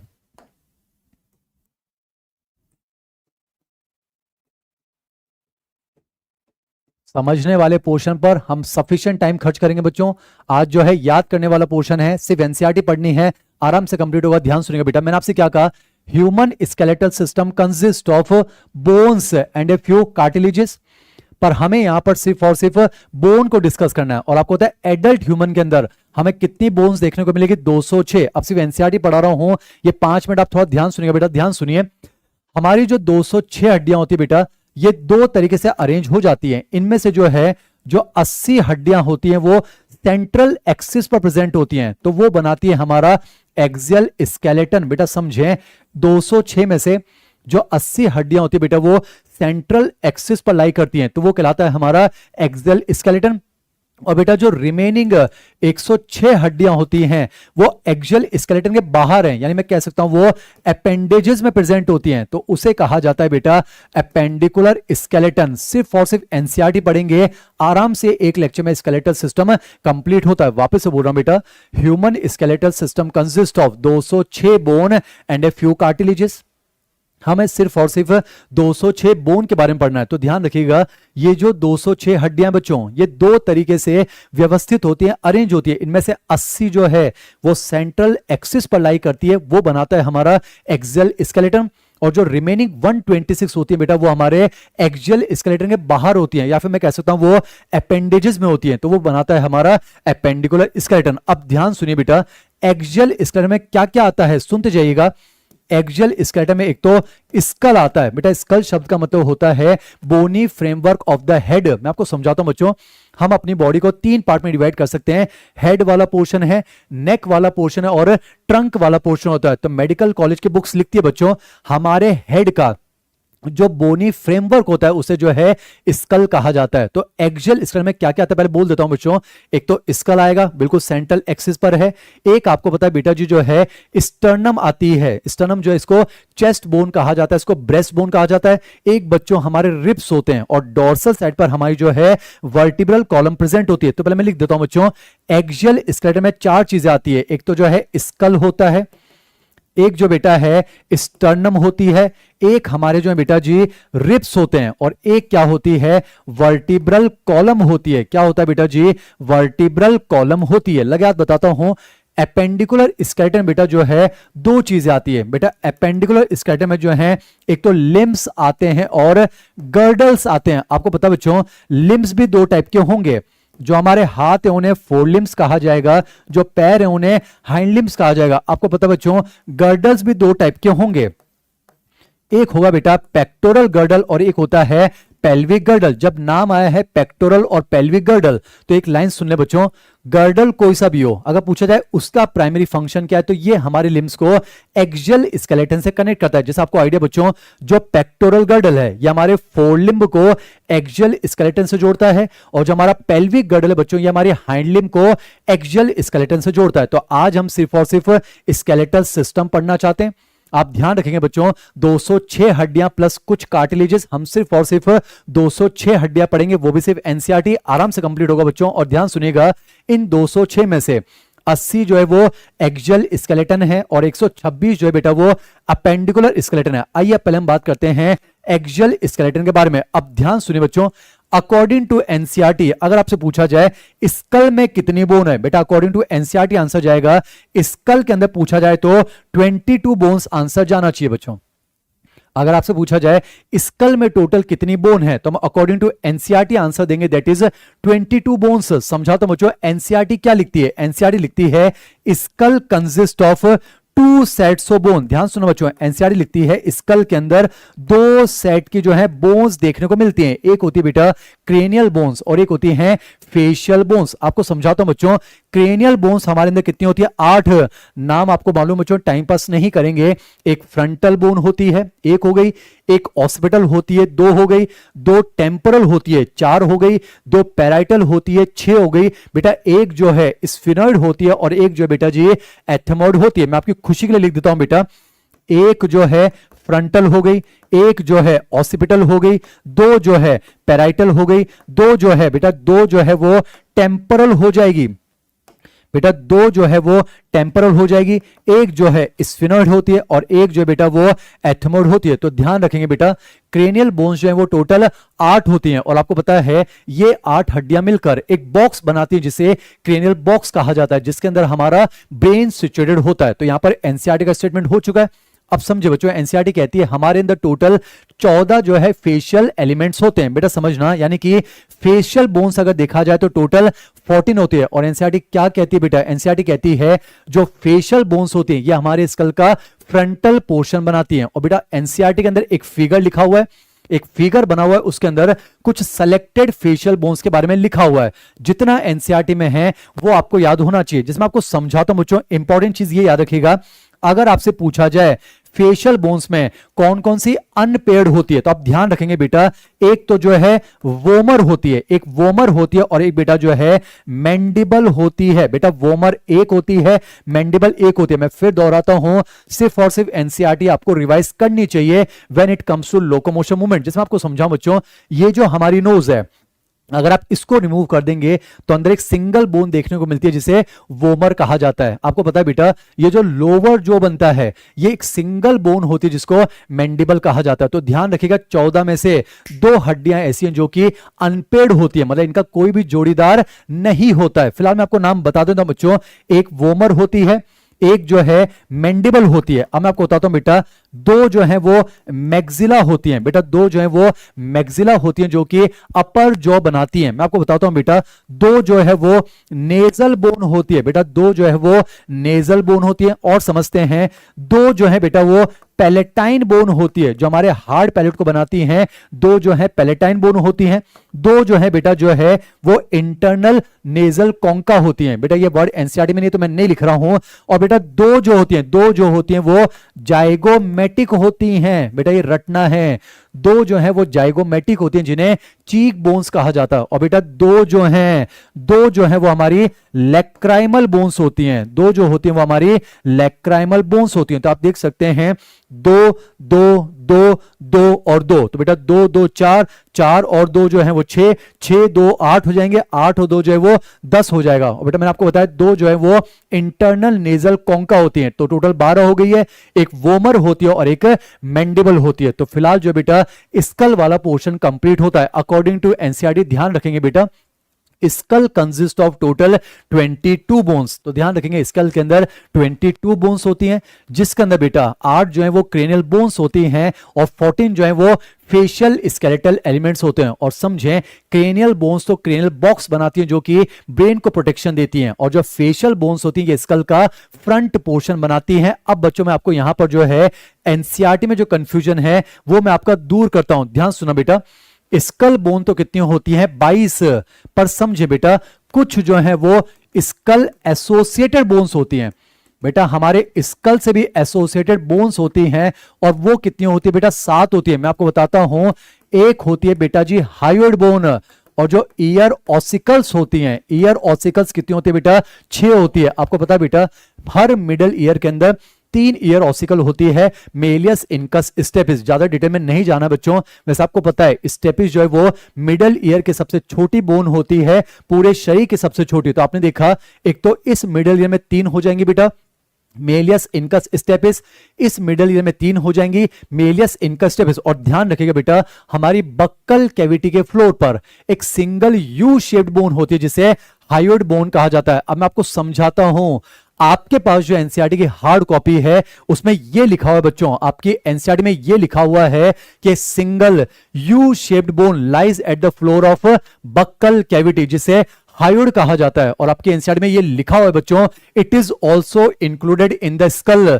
पर जो लेटेस्ट एनसीईआरटी का रिप्रिंट आया बच्चों 2025 और 26 का, उसमें से वो आगे वाली जो लाइन है बेटा वो एलिमिनेट हो चुकी है। मैं आपको दिखाता हूं बच्चों, एनसीईआरटी में बहुत मेहनत हमें मिलकर करनी है बच्चों।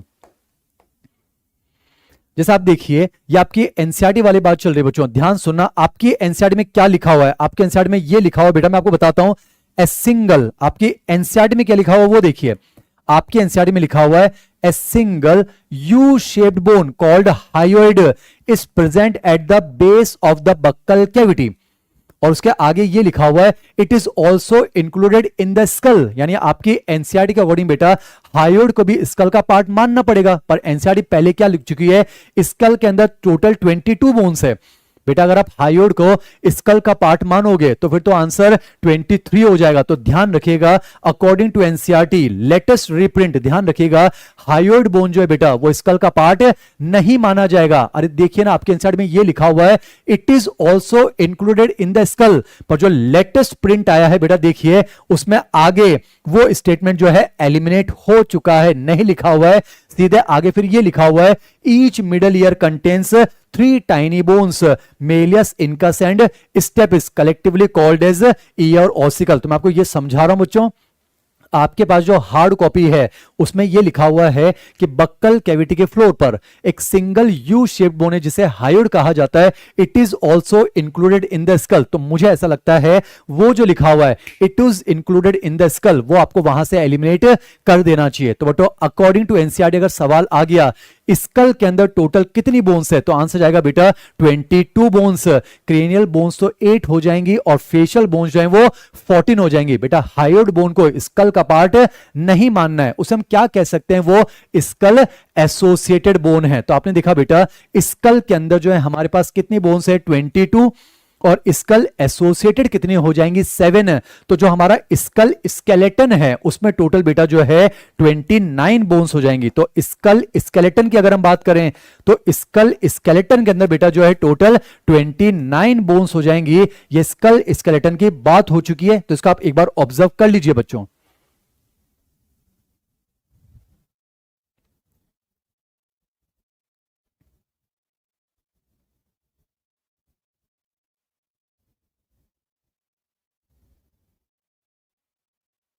मैं आपको बता चुका हूं बेटा क्रेनियल बोन्स जो है वो 8 है, एक फ्रंटल है, एक ऑसिपिटल है, 2 पैराइटल, 2 टेम्परल, एक स्फिनॉइड और एक एथमोइड। सिर्फ एनसीईआरटी याद रखनी है, बाकी टाइम पास करने के लिए बहुत कुछ है बेटा। एथमोइड बोन के अंदर जो है क्रिब्रिफॉर्म प्लेट होती है जिसके अंदर से जो है ऑल्फैक्टरी नर्व के फाइबर गुजरते हैं, नीट में नहीं आने वाला बच्चों। पढ़ाने के लिए बहुत कुछ है, पढ़ाने के लिए तो पढ़ाया जा सकता है ना कि हायोइड बोन हमारी शरीर की एकमात्र ऐसी हड्डी है जो किसी दूसरी बोन के साथ एसोसिएट या फिर आर्टिकुलेट नहीं होती है। नीट में नहीं आएगा बच्चों, बस आपको हायोइड के लिए इतना याद रखना है कि एक सिंगल यू शेप बोन है which is present at the base या floor of buccal cavity, that's it. आगे आप काट दीजिएगा, it is also included in the skull. तो बेटा लेटेस्ट रीप्रिंट में वो स्टेटमेंट एलिमिनेट हो चुका है। मैंने आपको कहा फेशियल बोन्स कितनी होंगी, 14 हो जाएंगी। बाकी मैंने आपको बता दिया है, दो जो है आपके पास मैक्सिला होंगी, दो नेजल बोन होंगी, दो पैलेटाइन हो जाएंगी, दो जाइगोमेटिक हो जाएंगी, दो लैक्राइमल हो जाएंगी, दो इंटरनल नेजल कोंका होती हैं। तो बेटा ये तो हो गई 12। ये 12 की 12 जो है जोड़ीदार हैं, पर आपने देखा एक वोमर होती है और एक मैंडिबल होती है। चलिए मैं आपको बता देता हूं, इन फेशियल बोन में से एकमात्र ऐसी बोन है जो कि मूवेबल होती है, वो कौन सी होती है बेटा, मैंडिबल होती है। यानी फेशियल में एकमात्र ऐसी बोन है जो कि हमारी मूवेबल होती है, तो आपको जो है मैंडिबल याद होना चाहिए। तो अकॉर्डिंग टू एनसीईआरटी याद रखेंगे बच्चों, स्कल बोन्स कितनी हो जाती हैं हमारी जो है 22, स्कल एसोसिएटेड कितनी है बेटा 7 है। तो टोटल स्कल स्केलेटन के अंदर जो है 29 बोन्स होती हैं। ये पॉइंट कंप्लीट हो गया।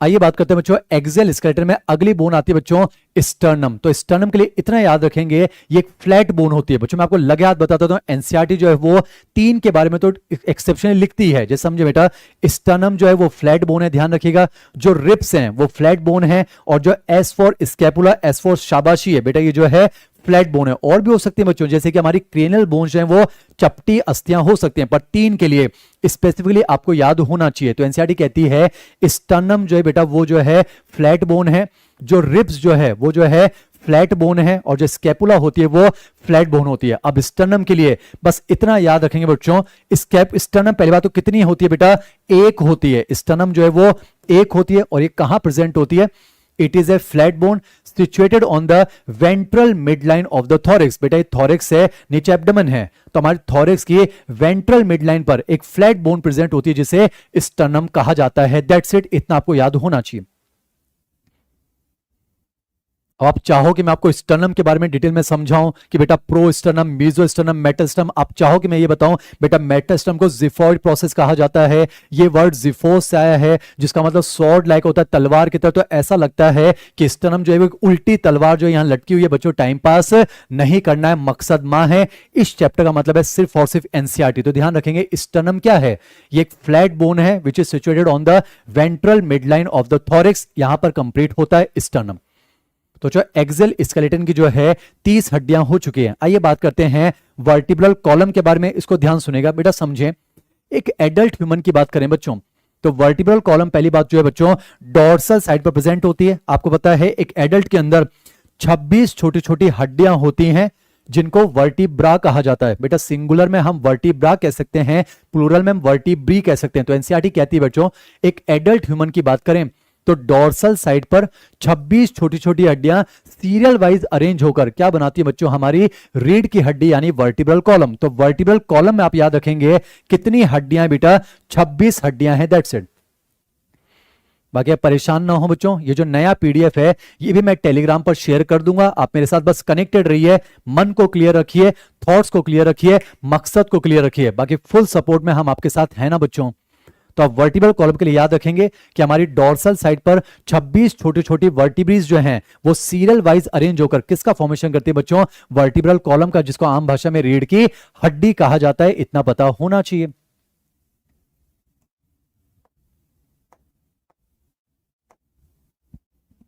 लिखा हुआ बच्चों इस तरह से ना, our vertebral column is formed by, our vertebral column is formed by, लिखा हुआ बच्चों our vertebral column is formed by 26 serially arranged units called as vertebrae and it is dorsally placed, that's it।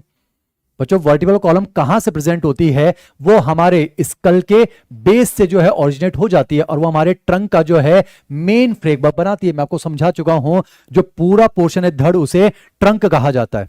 जब समझने वाला portion होगा आराम से समय खर्च करेंगे बच्चों, पर फिलहाल रटने वाला पोर्शन चल रहा है, इसको इजीली हम कंप्लीट कर ही रहे हैं। तो ये आपको समझ में आ रहा होगा बच्चों। मैं आपको एक चीज समझा दूं बच्चों, जो वर्टिब्रीज होती है ना बेटा, हर वर्टिब्री के सेंटर में एक एपर्चर होता है, उसे कहा जाता है वर्टिब्रल फोरामेन। तो क्या होता है 26 के 26 वर्टिब्रल फोरामेन लाइन से अरेंज होकर एक कैनाल बनाते हैं जिसे न्यूरल कैनाल कहते हैं, जिसमें से कौन गुजरती है बेटा, स्पाइनल कॉर्ड। ये बात भी एनसीईआरटी में लिखी हुई है। यहां लिखा हुआ बेटा each vertebra has a central hollow portion, और वो सारे सेंट्रल होलो पोर्शन मिलके बनाते हैं न्यूरल कैनाल और through which spinal cord passes, ऐसा कुछ। बेटा जो हमारी फर्स्ट वर्टिब्री होती है यानी जो C1 होती है सर्वाइकल 1, उसे कहा जाता है बेटा एटलस। क्या कहा जाता है उसे? एटलस। और एनसीईआरटी कहती है उसमें 2 ऑसिपिटल कॉन्डाइल्स होते हैं। मैं आपको समझाता हूं बच्चों, समझना।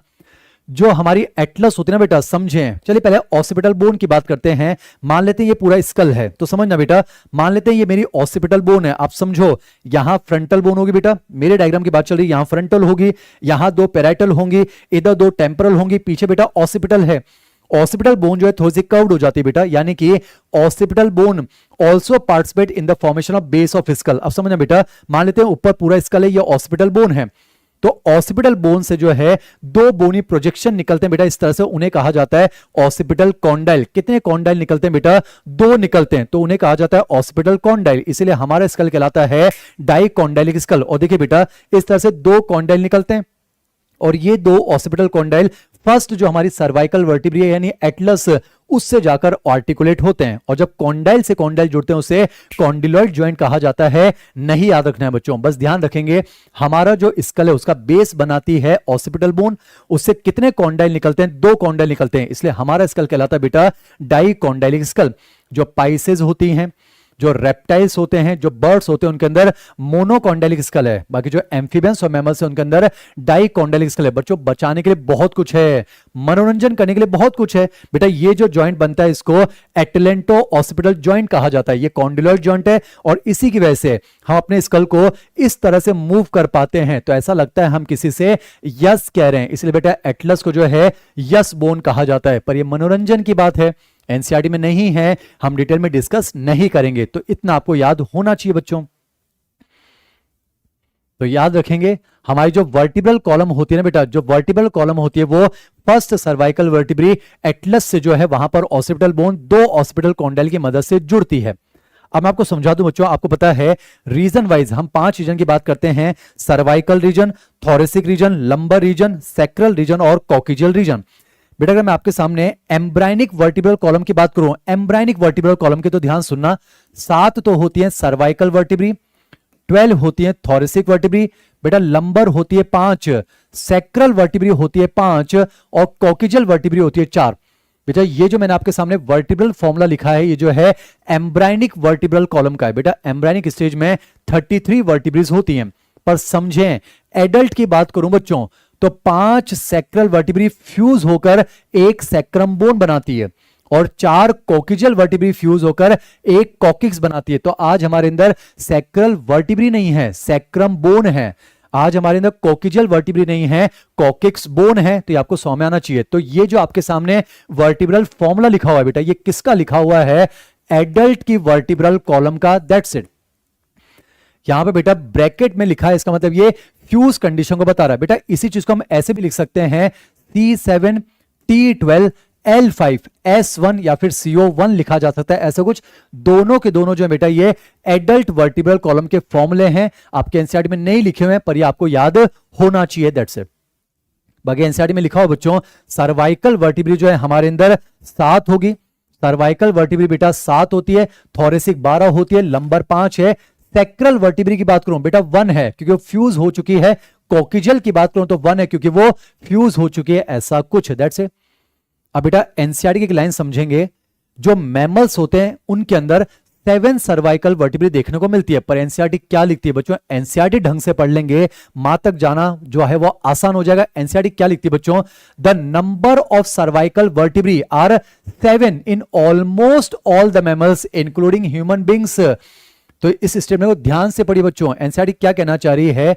ह्यूमन बींग्स को मिलाकर ऑलमोस्ट सभी मैमल्स के अंदर 7 सर्वाइकल वर्टिब्री है। इसे ये समझ आना चाहिए बच्चों, इसका मतलब कुछ मैमल ऐसे भी होते होंगे जिनके अंदर 7 सर्वाइकल वर्टिब्री नहीं होती होगी। मैं आपको ये समझा रहा हूं बच्चों कि अगर किसी में 7 सर्वाइकल वर्टिब्री है तो कंफर्म है वो मैमल है, पर हर मैमल में 7 सर्वाइकल वर्टिब्री हो ये जरूरी नहीं है। अगर किसी की स्किन पर हेयर है तो कंफर्म वो मैमल है, पर हर मैमल की स्किन पर हेयर हो वो जरूरी नहीं है। तो बेटा समझें, अगर किसी के पास 7 सर्वाइकल वर्टिब्री है तो कंफर्म वो मैमल है, पर हर मैमल के पास 7 सर्वाइकल वर्टिब्री हो ये जरूरी नहीं है। जैसे बेटा मैं आपको समझा दूं, जैसे हम बात करें बेटा सी काऊ होती है, सी काऊ होती है, जैसे कि बेटा स्लॉथ होते हैं, प्लीज समझना ये ऐसे मैमल्स हैं जिनके पास सर्वाइकल वर्टिब्री 5 हो सकती है, 6 हो सकती है, 8 हो सकती है या फिर 9 हो सकती है। तो स्टेटमेंट ध्यान से पढ़िएगा, अगर ऐसा आ जाए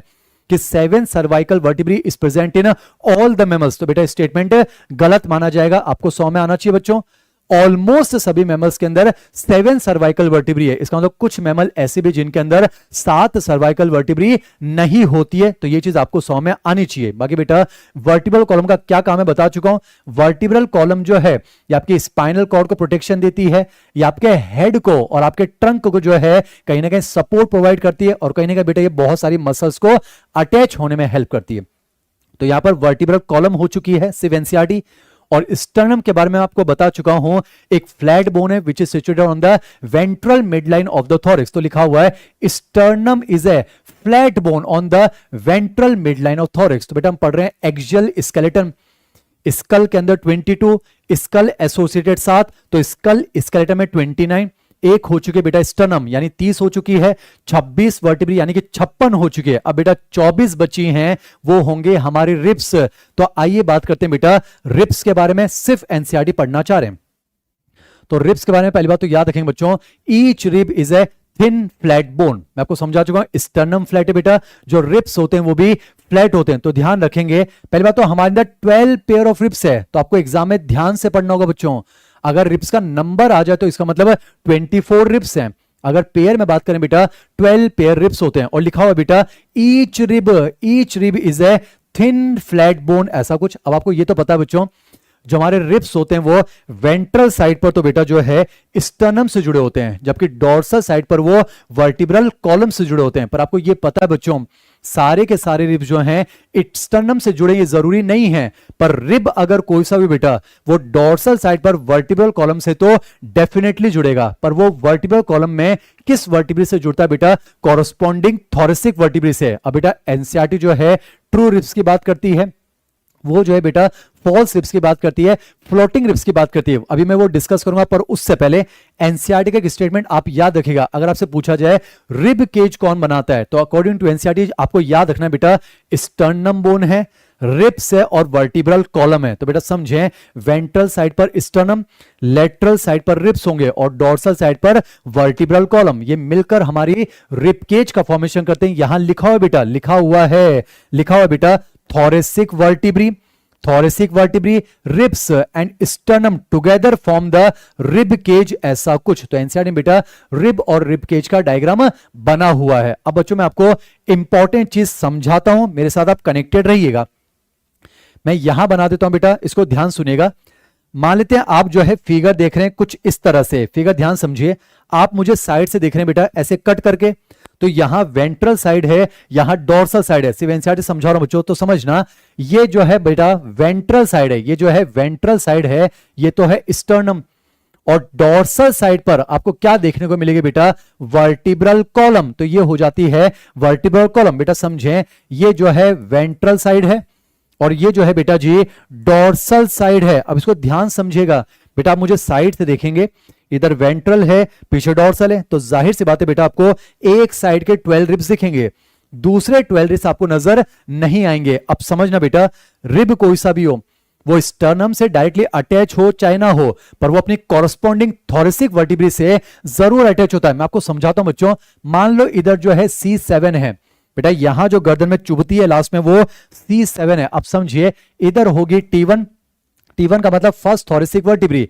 इधर होगी बेटा T2, T3, T4, T5, T6 और T7। बेटा ये जो है 7 थोरेसिक वर्टिब्री है। फिर इस तरह से T8, T9, T10, T11 और इस तरह से बेटा T12 है। अब समझो, रिब कोई सा भी बेटा वो डोर्सल साइड पर अपनी जो है थोरेसिक वर्टिब्री से कॉरस्पॉन्डिंगली जुड़ा होगा। जैसे आप समझो बेटा, ये मान लेते हैं इस तरह से रिब नंबर 1 है बेटा, 2 होंगे, आपको मैं एक दिखा रहा हूं, समझना, ये रिब नंबर 1 है तो ये T1 से जुड़ा हुआ है। इस तरह से बेटा ये जो है रिब नंबर 2 है, इस तरह से रिब नंबर 3 है, इस तरह से जो है रिब नंबर 4 है, ये जो है बेटा रिब नंबर 5 है, ये जो है बेटा रिब नंबर 6 है, ये जो है बेटा रिब नंबर 7 है, ये जो है बेटा रिब नंबर 8 है, ये जो बेटा रिब नंबर 9 है, ये जो है रिब नंबर 10 है, ये जो है रिब नंबर 11 है, और ये जो है बेटा रिब नंबर 12 है। मैं आपको ये समझा रहा हूं, हमारे अंदर जो है बेटा 12 पेयर रिब्स होते हैं। ये वेंट्रल साइड पर स्टर्नम से भले ही डायरेक्टली ना जुड़े, पर ये डॉर्सल साइड पर जो है बेटा कॉरस्पॉन्डिंग थोरेसिक वर्टिब्रे से तो जुड़े होते हैं। अब मैं बात करता हूं बेटा फर्स्ट 7 पेयर ऑफ रिब्स आपको जो है पेयर में नजर नहीं आ रहे हैं। अब इसको तो आप ध्यान समझिएगा बेटा, जो शुरुआती 7 जोड़ी होते हैं ना बेटा, ये स्टर्नम से डायरेक्टली जुड़े होते हैं, पर डायरेक्टली जुड़ेंगे बेटा बोन से बोन है, तो यहां पर कहीं ना कहीं जो है कार्टिलेज आपको बनाना पड़ता है बेटा। समझिए ये जो है हाईलाइन कार्टिलेज होता है, तो आप देख पा रहे हैं बेटा, यानी मैं कह सकता हूं रिब्स और स्टर्नम के बीच में जो है कार्टिलेजिनस जॉइंट है। तो आप ध्यान से देखिए बेटा, जो 7 पेयर ऑफ रिब्स हैं वो वर्टिब्रल कॉलम से तो कनेक्टेड है ही सही डॉर्सली, पर वो स्टर्नम से भी डायरेक्टली जुड़े होते हैं with the help of highline cartilage. तो मैं कह सकता हूं यहां पर बेटा कार्टिलेजिनस जॉइंट है। पर अब आप ध्यान से देखिएगा, जो 8th नंबर वाला, ध्यान से देखिए 8th 9th और 10th रिब जो है बेटा, ये स्टर्नम से डायरेक्टली अटैच नहीं होते हैं, इनडायरेक्टली अटैच होता है बेटा। ये जो है जो 7th वाला जो रिब है उसके कार्टिलेज से जाकर ऐसे जुड़ जाते हैं, और बेटा जो 11th और 12th है ये स्टर्नम से ना तो डायरेक्टली जुड़ते हैं ना ही इनडायरेक्टली जुड़ते हैं। अब मैं आपको एनसीईआरटी समझा रहा हूं, मेरे साथ कनेक्टेड रहिए बेटा। ध्यान से देखिए, ये जो फर्स्ट 7 पेयर है बेटा, मैं लिख सकता हूं 1 to 7 पेयर। ये जो शुरुआती 7 जोड़ी है बेटा, ये वर्टिब्रल कॉलम से भी जुड़े हुए हैं और स्टर्नम से भी जुड़े हुए हैं, तो बेटा इन्हें कहा जाता है वर्टिब्रो स्टर्नल रिब्स। बेटा आपको सुनाई दे रहा होगा, समझ में आना चाहिए। जो हमारे, मैं आपके लिए फुल फॉर्म लिख देता हूं बच्चों, परेशान नहीं हुई है। जो फर्स्ट 7 पेयर है बेटा, ये जो है वर्टिब्रल कॉलम से भी जुड़े हुए हैं और स्टर्नम से भी तो जुड़े हुए हैं, इसलिए इन्हें कहा जाता है बेटा वर्टिब्रो स्टर्नल रिब्स। इन्हें कहा जाता है वर्टिब्रो स्टर्नल। आप ध्यान से देखिए बेटा, जो 8th 9th और 10th है, अगर बेटा मैं जो है 8th 9th और 10th की बात करूं, मैं जो है 8th 9th एंड 10th की बात करूं बच्चों, ध्यान से देखिए ये वर्टिब्रल कॉलम से जुड़े हुए हैं और 7th वाले के कार्टिलेज से, तो इसलिए इन्हें कहा जाता है बेटा वर्टिब्रो कॉन्ड्रल रिब्स। बेटा कॉन्ड्रो वर्ड यूज होता है कार्टिलेज के लिए, तो वर्टिब्रल कॉलम से जुड़े हुए हैं और कार्टिलेज से जुड़े हुए हैं, तो इन्हें कहा जाता है वर्टिब्रो कॉन्ड्रल रिब्स। पर ध्यान से देखिए बेटा, जो 11th और 12th है ये सिर्फ वर्टिब्रल कॉलम से जुड़े हुए हैं, तो इन्हें कहा जाता है बच्चों वर्टिब्रल रिब्स। क्या कहा जाता है बच्चों? Vertebral ribs. ये आपको समझ में आना चाहिए। पर अब समझिए, अगर मैं एनसीईआरटी का क्लासिफिकेशन आपको बताऊं तो ध्यान सुनिए बेटा, जो शुरुआती 7 जोड़ी हैं इन्हें कहा जाता है ट्रू रिब्स। क्या कहा जाता है? True ribs. तो मेडिकल कॉलेज की बुक्स क्या कहती है बेटा? 8th 9th 10th 11th 12th इन्हें कहा जाता है बेटा false ribs. But according to NCERT हम ये आंसर नहीं लगाएंगे। आपको एनसीईआरटी के अकॉर्डिंग जाना बेटा 8th 9th और 10th इन्हीं को आप कहोगे बेटा जी फॉल्स रिब्स, और 11th और 12th ये हवा में लटक रहे हैं, फ्लोट हो रहे हैं, तो इन्हें कहा जाएगा बेटा फ्लोटिंग रिब्स। तो नीट में आंसर बच्चों अकॉर्डिंग टू एनसीईआरटी जाएगा, दैट्स इट। तो अगर आपसे पूछा जाए ट्रू रिब्स कौन से हैं, तो बच्चों फर्स्ट 7 पेयर यानी टोटल 14 जो रिब्स हैं वो ट्रू रिब्स होंगे बेटा। हालांकि मेडिकल कॉलेज की बुक्स में लिखा हुआ बेटा 8th 9th 10th 11th 12th यानी लास्ट 5 पेयर जो है उन्हें फॉल्स रिब्स कहा जाता है। पर आपके नीट में अगर क्वेश्चन आ जाए कि फॉल्स रिब्स किसे कहा जाता है, तो आंसर जाएगा बच्चों 8th 9th और 10th, that's it. 11th 12th को हम अकॉर्डिंग टू एनसीईआरटी जो है फॉल्स रिब्स नहीं कहेंगे, क्या कहेंगे बच्चों? इनको फ्लोटिंग रिब्स कहा जाएगा। पर सुनिए, अगर एग्जाम में सवाल आ जाए इनमें से कौन से फॉल्स रिब्स हैं, अगर 8th 9th 10th ऑप्शन में है तो ये तो बेस्ट है, पर अगर ये ऑप्शन में ना मिले, आपको ये मिल जाए लास्ट 5 पेयर या फिर 8th 9th 10th 11th 12th pair, तो फिर हम जो है सेकंड प्रेफरेंस वाइज उसको भी आंसर टिक कर सकते हैं। बट अकॉर्डिंग टू एनसीईआरटी आपको याद रखना है फर्स्ट 7 पेयर जो है वो ट्रू रिब्स हैं बच्चों, जो 8th 9th 10th है वो फॉल्स रिब्स हैं, और 11 12 जो इनको फ्लोटिंग रिब्स कहा जाएगा। अब मैं आपको एनसीईआरटी का एक और पॉइंट समझाता हूं बच्चों। एनसीईआरटी कहती है हमारे जो रिब्स होते हैं बेटा वो जो हैं बाइसिफेलिक होते हैं। एक एक चीज समझा रहा हूं बच्चों। एनसीईआरटी कहती है, एनसीईआरटी क्या कहती है बेटा? एनसीईआरटी क्या कह रही है, इसको ध्यान सुनना। एनसीईआरटी कहती है बेटा हमारे जो रिब्स होते हैं वो बाइसिफेलिक होते हैं। एनसीईआरटी में लिखा हुआ है, कहीं ना कहीं होगा बच्चों, एक बार चेक कर लेते हैं। एनसीईआरटी में लिखा हो बेटा, हमारे जो रिब्स होते हैं वो बाइसेफेलिक होते हैं। अब इसका क्या मतलब है वो भी मैं आपको समझाता हूं बच्चों। डॉर्सल साइड पर जो हमारे रिब्स होते हैं ना बेटा, उनके दो आर्टिकुलेशन सरफेस होते हैं। लिखा हुआ बेटा, डॉर्सल साइड पर उनके दो आर्टिकुलेशन सरफेस होते हैं। आइए ये बात भी मैं आपको समझाता हूं, समझे बच्चों। मैं आपको डॉर्सल व्यू बना रहा हूं बच्चों, समझना। मान लेते हैं ये जो है 7 सर्वाइकल वर्टिब्री है। मान लेते बेटा ये जो है 7th सर्वाइकल वर्टिब्री है। मान लेते इस तरह बेटा ये जो है फर्स्ट थोरेसिक वर्टिब्री है। मान लेते हैं इस तरह से ये सेकंड थोरेसिक वर्टिब्री है। मान लेते हैं ये जो है थर्ड थोरेसिक वर्टिब्री। बेटा आप जो है डॉर्सल साइड देख रहे हो, तो डॉर्सल साइड में आपको जो है वर्टिबल कॉलम दिख रही है। अब थोड़ा इमेजिन करना बच्चों, जो स्टर्नम है वो बोर्ड के अंदर है। अब वहां से घूमकर क्या आ रहे होंगे बेटा, रिब्स आ रहे होंगे। मान लो इस तरह से जो है ये रिब नंबर 1 है बेटा, इस तरह से यहां पर भी जो है रिब नंबर 1 होगा। मान लेते बेटा इस तरह से ये क्या है, रिब नंबर 2 है, तो यहां पर भी क्या आ रहा है, रिब नंबर 2 है। अब मैं आपको समझाता हूं बच्चों, हमारे जो रिब्स होते हैं ना बेटा, उनकी डॉर्सल साइड पर जो है दो आर्टिकुलेशन सरफेस बनते हैं। इसका मतलब होता है बेटा यहां पर जो है दो हेड निकल जाते हैं। ये देखिए इस तरह से दो हेड निकल जाते हैं बेटा। और समझें, जो एक हेड होता है वो तो ऊपर वाली वर्टिब्रे से जुड़ता है, पर जो दूसरा हेड होता है नीचे वाला वो कोरोस्पोंडिंग थोरेसिक वर्टिब्रे से जुड़ता है। तो आपने देखा बेटा हमारे रिब्स के डॉर्सल साइड पर दो हेड बन जाते हैं। बाइसेफेलिक का मतलब होता है दो हेड। जैसे अगर मैं रिब 2 की बात करूं, इसका एक हेड जो है T1 से जुड़ेगा और एक जो बेटा वो इस तरह से T2 से जुड़ता है। तो आपको एनसीईआरटी क्लियर होनी चाहिए। हमारे जो रिब्स होते हैं वो थिन फ्लैट बोन है, वेंट्रल साइड पर स्टर्नम से जुड़े होते हैं। डायरेक्टली हो सकते हैं, इनडायरेक्टली हो सकते हैं, या फिर ना जुड़े हों, पर वो डॉर्सल साइड पर अपनी कॉरस्पॉन्डिंग थोरेसिक वर्टिब्रे से जुड़ते हैं। और डॉर्सल साइड पर उनके दो हेड निकल जाते हैं, दो आर्टिकुलेशन सरफेस होते हैं। इसी वजह से उनको बाइसेफेलिक कहा जाता है। यहां से बेटा जो है एसर्शन रीजन बन सकता है। तो यहां पर जो है एक्सियल स्केलेटन कंप्लीट होता है। मैं फिर से आपको बेटा जो है वहीं पर ले चलता हूं, आप ध्यान से देखिए। तो हमने देखा बेटा रिब्स हमारे अंदर कितने हो चुके हैं, 24 हो चुके हैं। थोड़ा ऑब्जर्व कीजिए बच्चों, मेमोरी बेस्ड लेक्चर चल रहा है बच्चों, 100% फैक्चुअल चल रहा है। बस इसको सुनना है और आपको याद करना है बच्चों।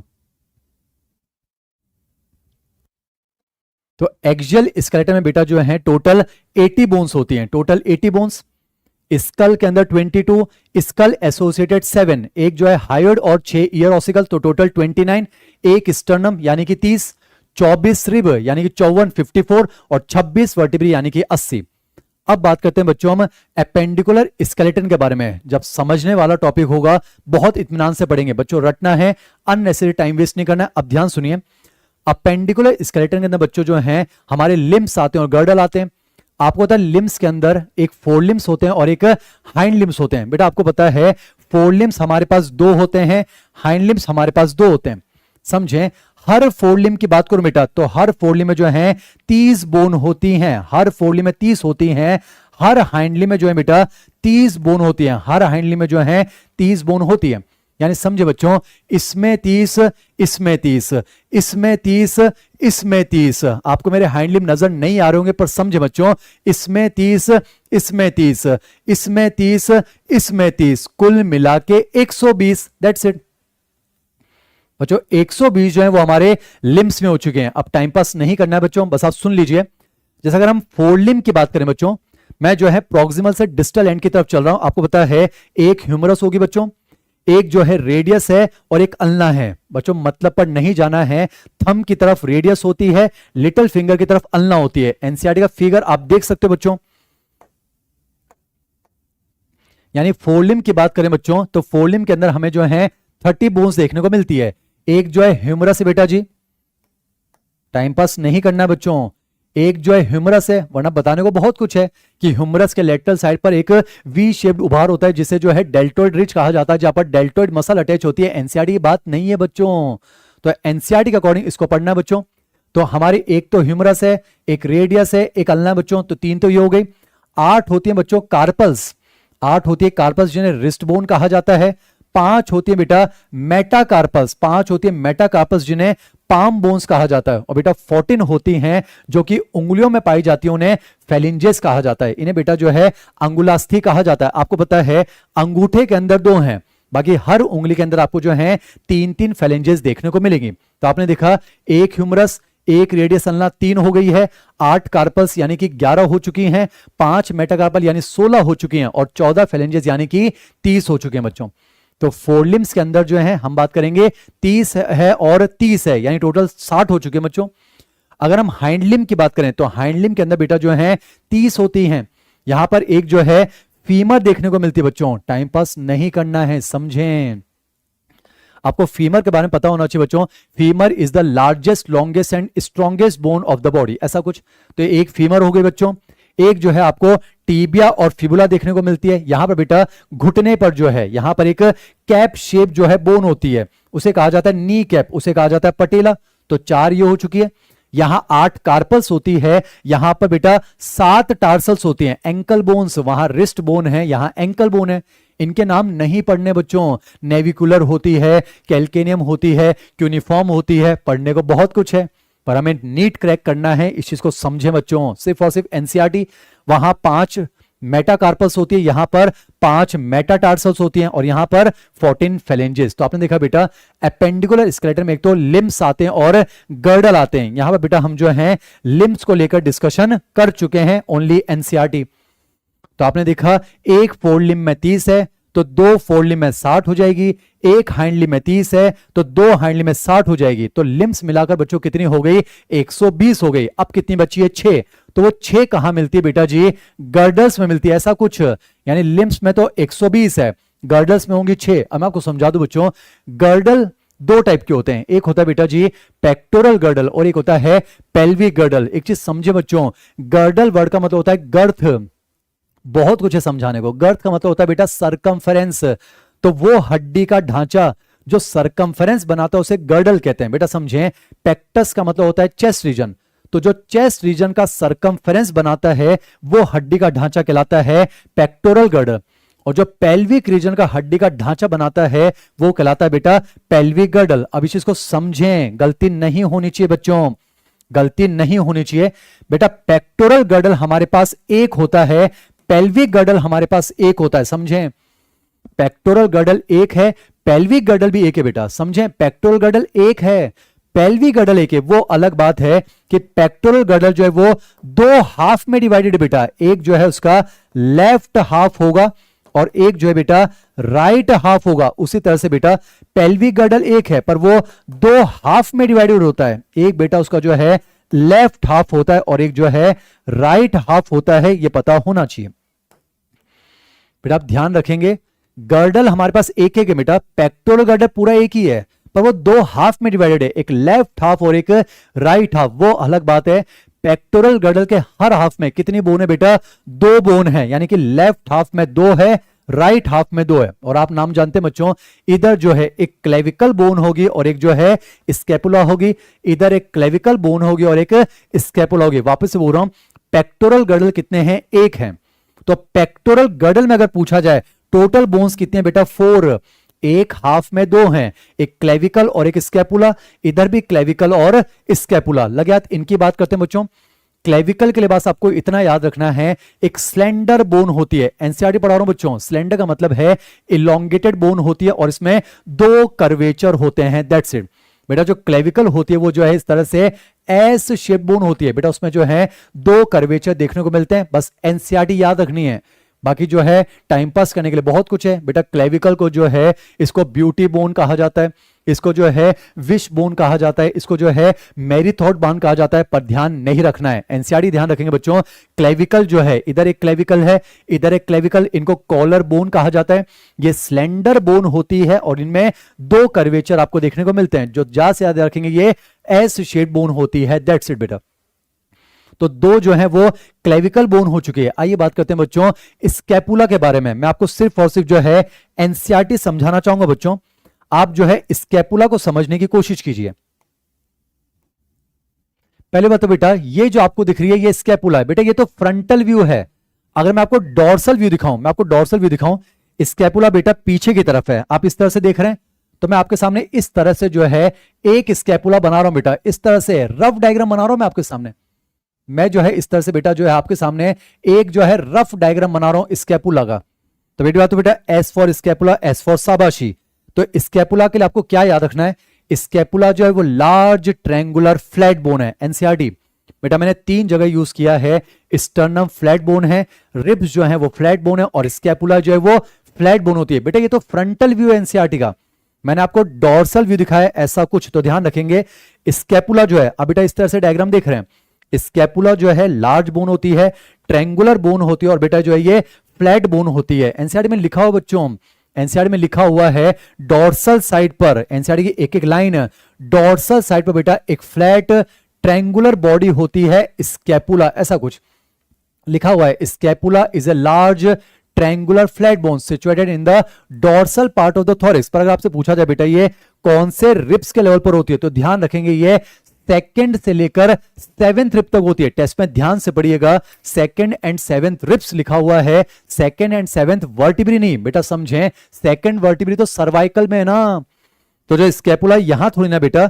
जो हमारा रिब नंबर 2nd होगा और जो रिब नंबर 7 होगा उनके लेवल पर एक large triangular flat bone present होती है जिसे स्कैपुला कहा जाता है। अब सिर्फ एनसीईआरटी पढ़ा रहा हूं, ध्यान सुनिए बेटा।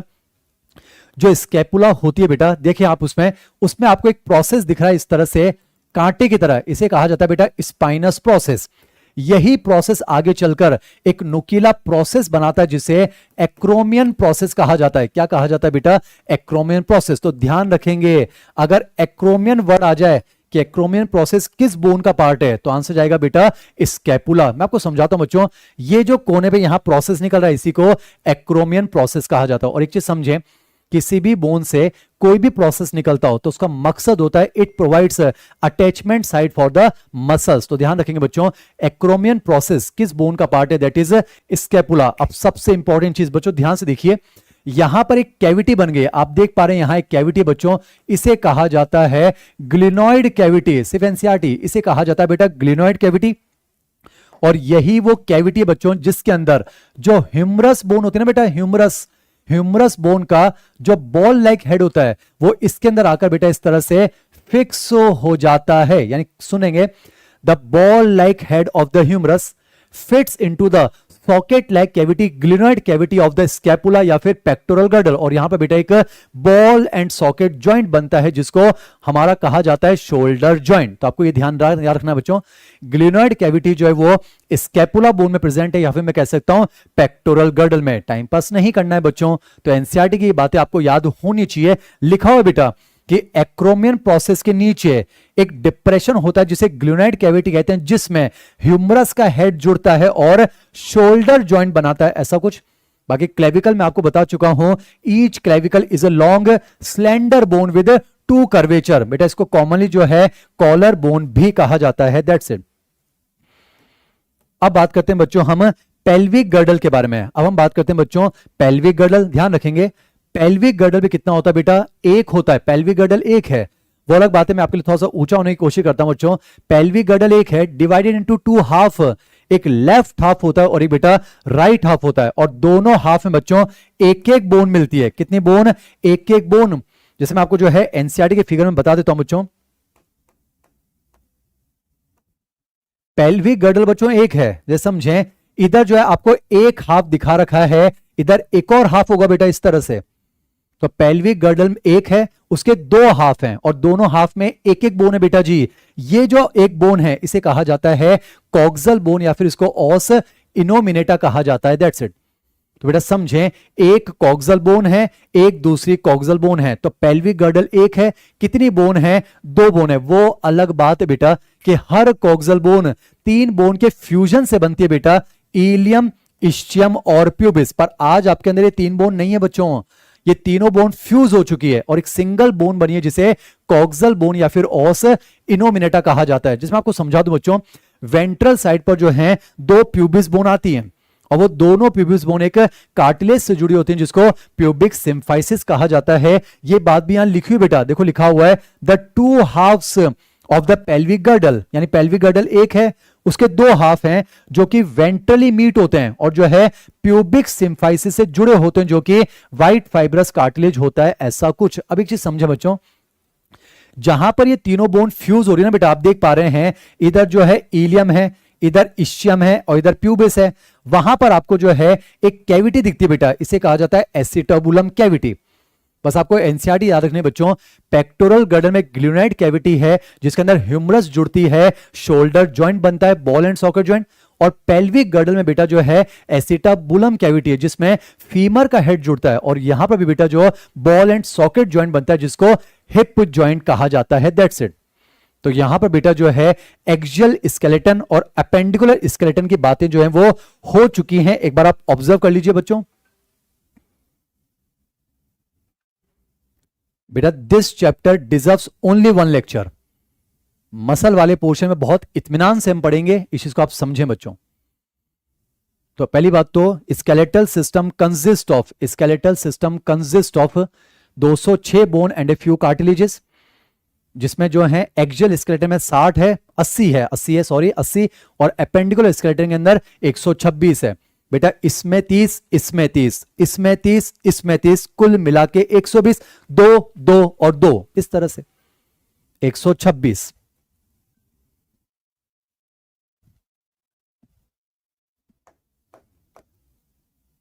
बेटा इस चैप्टर से एक सवाल आना है और वो जॉइंट से भी तो आ सकता है। तो जॉइंट्स के लिए आप याद रखेंगे बच्चों कि जॉइंट्स जो है, पहली बात तो जॉइंट्स हमेशा फल्क्रम की तरह काम करते हैं। बेटा एनसीईआरटी का वर्ड है, जो जॉइंट्स होते हैं ना बेटा, they act as a fulcrum. Joint जो है फल्क्रम की तरह काम करते हैं।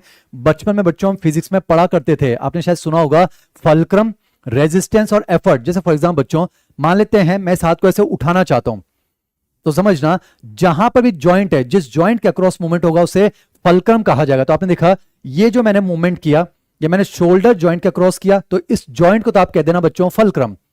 और जो मेहनत करता है उसे कहा जाएगा एफर्ट। जैसे कि मेरी जो मसल है वो यहां एफर्ट डाल रही है, और जो इस हाथ का वजन है वो उस मूवमेंट को रेजिस्ट कर रहा है, तो उसे कहा जाएगा बच्चों रेजिस्टेंस। तो मैंने आपको ये वर्ड बता दिया बच्चों, तो ध्यान रखिएगा जॉइंट हमेशा फल्क्रम को कहा जाता है। That's it. बाकी जो मेहनत कर रहा है उसे जो है एफर्ट कहा जाता है, और जो रोक रहा है बच्चों उसे रेजिस्टेंस कहा जाता है। अब जॉइंट्स बच्चों 3 टाइप के हैं, आपको इसको पढ़ लेना चाहिए। एक फाइब्रस जॉइंट है, एक कार्टिलेज जॉइंट और बच्चों एक साइनोवल जॉइंट है। बच्चों ये आपको ही पढ़ना है, मैं आपको आइडिया दे देता हूं। अगर 2 बोन्स फाइब्रस टिश्यू की मदद से जुड़ जाएं, डेंस फाइब्रस कनेक्टिव टिश्यू, तो उसे कहा जाएगा बच्चों फाइब्रस जॉइंट। और ध्यान रखिएगा fibrous joint are immovable joint, उनके अक्रॉस बच्चों मूवमेंट नहीं देखा जाएगा। तो बेस्ट एग्जांपल है सूचर्स। आपने सुना होगा बच्चों सूचर्स। हमारी जो क्रेनियल बोन्स होती हैं वो फाइबर्स की मदद से जुड़ी होती हैं, तो ये आपको ध्यान होना चाहिए। अगर 2 बोन्स के बीच में कार्टिलेज आ जाए तो उसे कहा जाएगा बच्चों कार्टिलेजिनस जॉइंट। That's it. और कार्टिलेजिनस जॉइंट जो है बेटा वो स्लाइटली मूवेबल जॉइंट है। जैसे एक एग्जांपल मैं आपको बता चुका हूं, रिब्स और स्टर्नम के बीच में हाईलाइन कार्टिलेज, तो वही बेटा कार्टिलेजिनस जॉइंट है। 2 वर्टिब्री के बीच में व्हाइट फाइब्रस कार्टिलेज की डिस्क होती है, तो वो भी बेटा कार्टिलेजिनस जॉइंट है।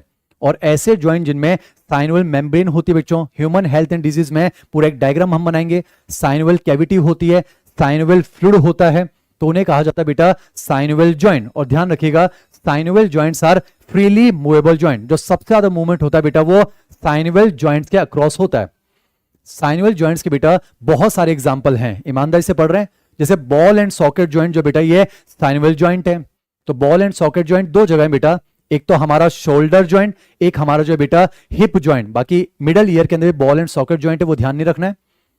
बाकी आपको पता है बच्चों जो हमारा जो है समझो रोटेटरी जॉइंट, पाइवट जॉइंट 2 जगह है। एक तो रेडियस अल्ना के बीच में यहां वाला, यहां रोटेशन होता है बेटा, और एटलस और एक्सिस के बीच में रोटेटरी जॉइंट होता है, उसमें जो है हम नो मूवमेंट करते हैं ऐसा कुछ, ये बेटा pivot joint.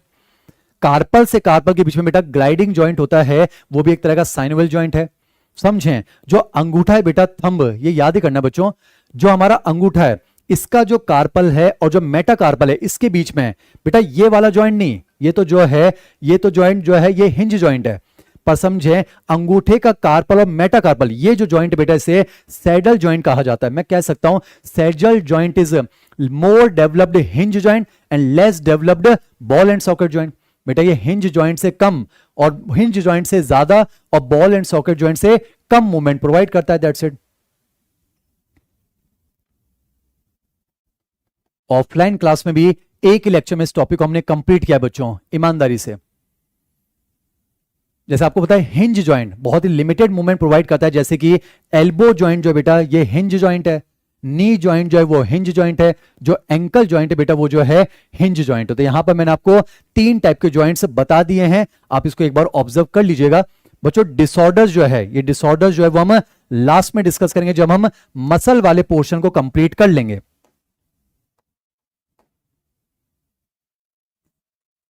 Welcome to MJ talks.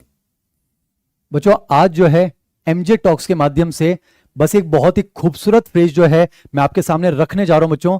हो सकता है वो फ्रेज आपने सुना भी होगा, ये वो फ्रेज है जो पर्सनली मुझे काफी मोटिवेट करता है। तो बस एक छोटा सा फ्रेज है बच्चों, फिर हम लेक्चर को बंद करेंगे। आपने सुना भी होगा, if you do not sacrifice for what you want. बहुत ही खूबसूरत फ्रेज है बच्चों। If you do not sacrifice for what you want then what you want will become the sacrifice.